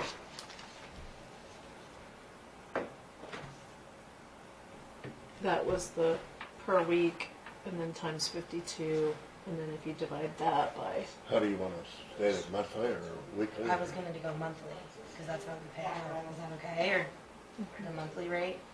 See, I 988 times 4, right? I was just gonna drop this by the amount that we know is coming back up. Okay. So I'm gonna say 4,100 a month. Okay. Do you understand Yeah. what I mean by that? No. At the turn of the year, it's gonna be that. Oh, But this would be Oh, we're doing coming, last now. yeah, I'm doing for a second half of the year, and then next year would be okay. that full You're amount. already projecting next year. That's what And we got a budget. I'm for trying to next do year. that because we didn't budget for a full-time No, she did position. say that, but We you budgeted told for me half of I that. Okay. Do you see what I mean? But I we're know. filling it, I but know. it's filling 2 slots. I know, but I'm I just know. trying to. No, I know. I'm trying I know. to just pinch a few I realize that. corners and say, No. if we know that that's what we're going to expect next year, then I'm going to play out the rest of this year with that number. Okay. It was 4,100 a month. You already done? I. I'll second that. Okay. Is there any discussion? And I want to make a statement. Mr. Walter is a cousin of mine, and I know that may look like conflict of interest, but because there's only 2 of us right now, we need to get it. And I think he's a very qualified individual. I'm voting to, or I'm seconding this motion. Okay. Any further discussion? If not, those in favor vote aye. Aye. And motion carries.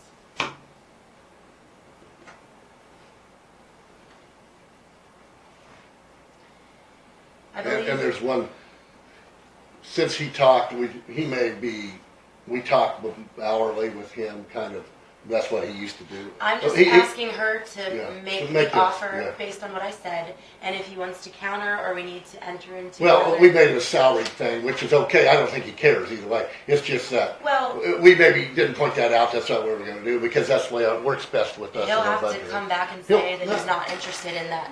No, and I think he Or would. you'll have an option to counter offer. Yeah. Well, I think he'll be okay with that because we were talking hourly instead of salary, and I don't think he'll care either way, really. I'm just going to point that out that he might not, know that, but I don't think that once he adds it up to money, it's all going to be the same anyway, right? Yes. Okay, that's all. Yes. In other words, I brought up something here I really didn't need to. I believe that concludes today's business, except we did not get to the job description, which I would like to postpone that. How full are we next week? We're not very full yet. Can you do an hour around Michael so that we can, you know what I mean? If we have something to bring to him, he can already be here, and we're not trying to rush him through in 15 Next minutes. week, you mean? Yeah, that way Yeah. we can also discuss the job description. Yeah, I and would then, like to then finalize that and get that out there too. Yes. Yeah, we've been messing around Yes. on that too. Yes. Yeah, that's good, Alexa. Okay. I will definitely try. Anything else, Dawn? No, I move to approve the correspondence to be sent by Commissioner Lohman to Mr. Grace, I'll second. which is basically there was a request from the commission as to what we'd like to talk about, and he kind of brought up the bullet points, and we Right. never officially approved Right, yeah, that, we so. did. And I will prove it. I'll talk to him Yeah. and see if he'll want to come And then visit. you can come and discuss or not. those.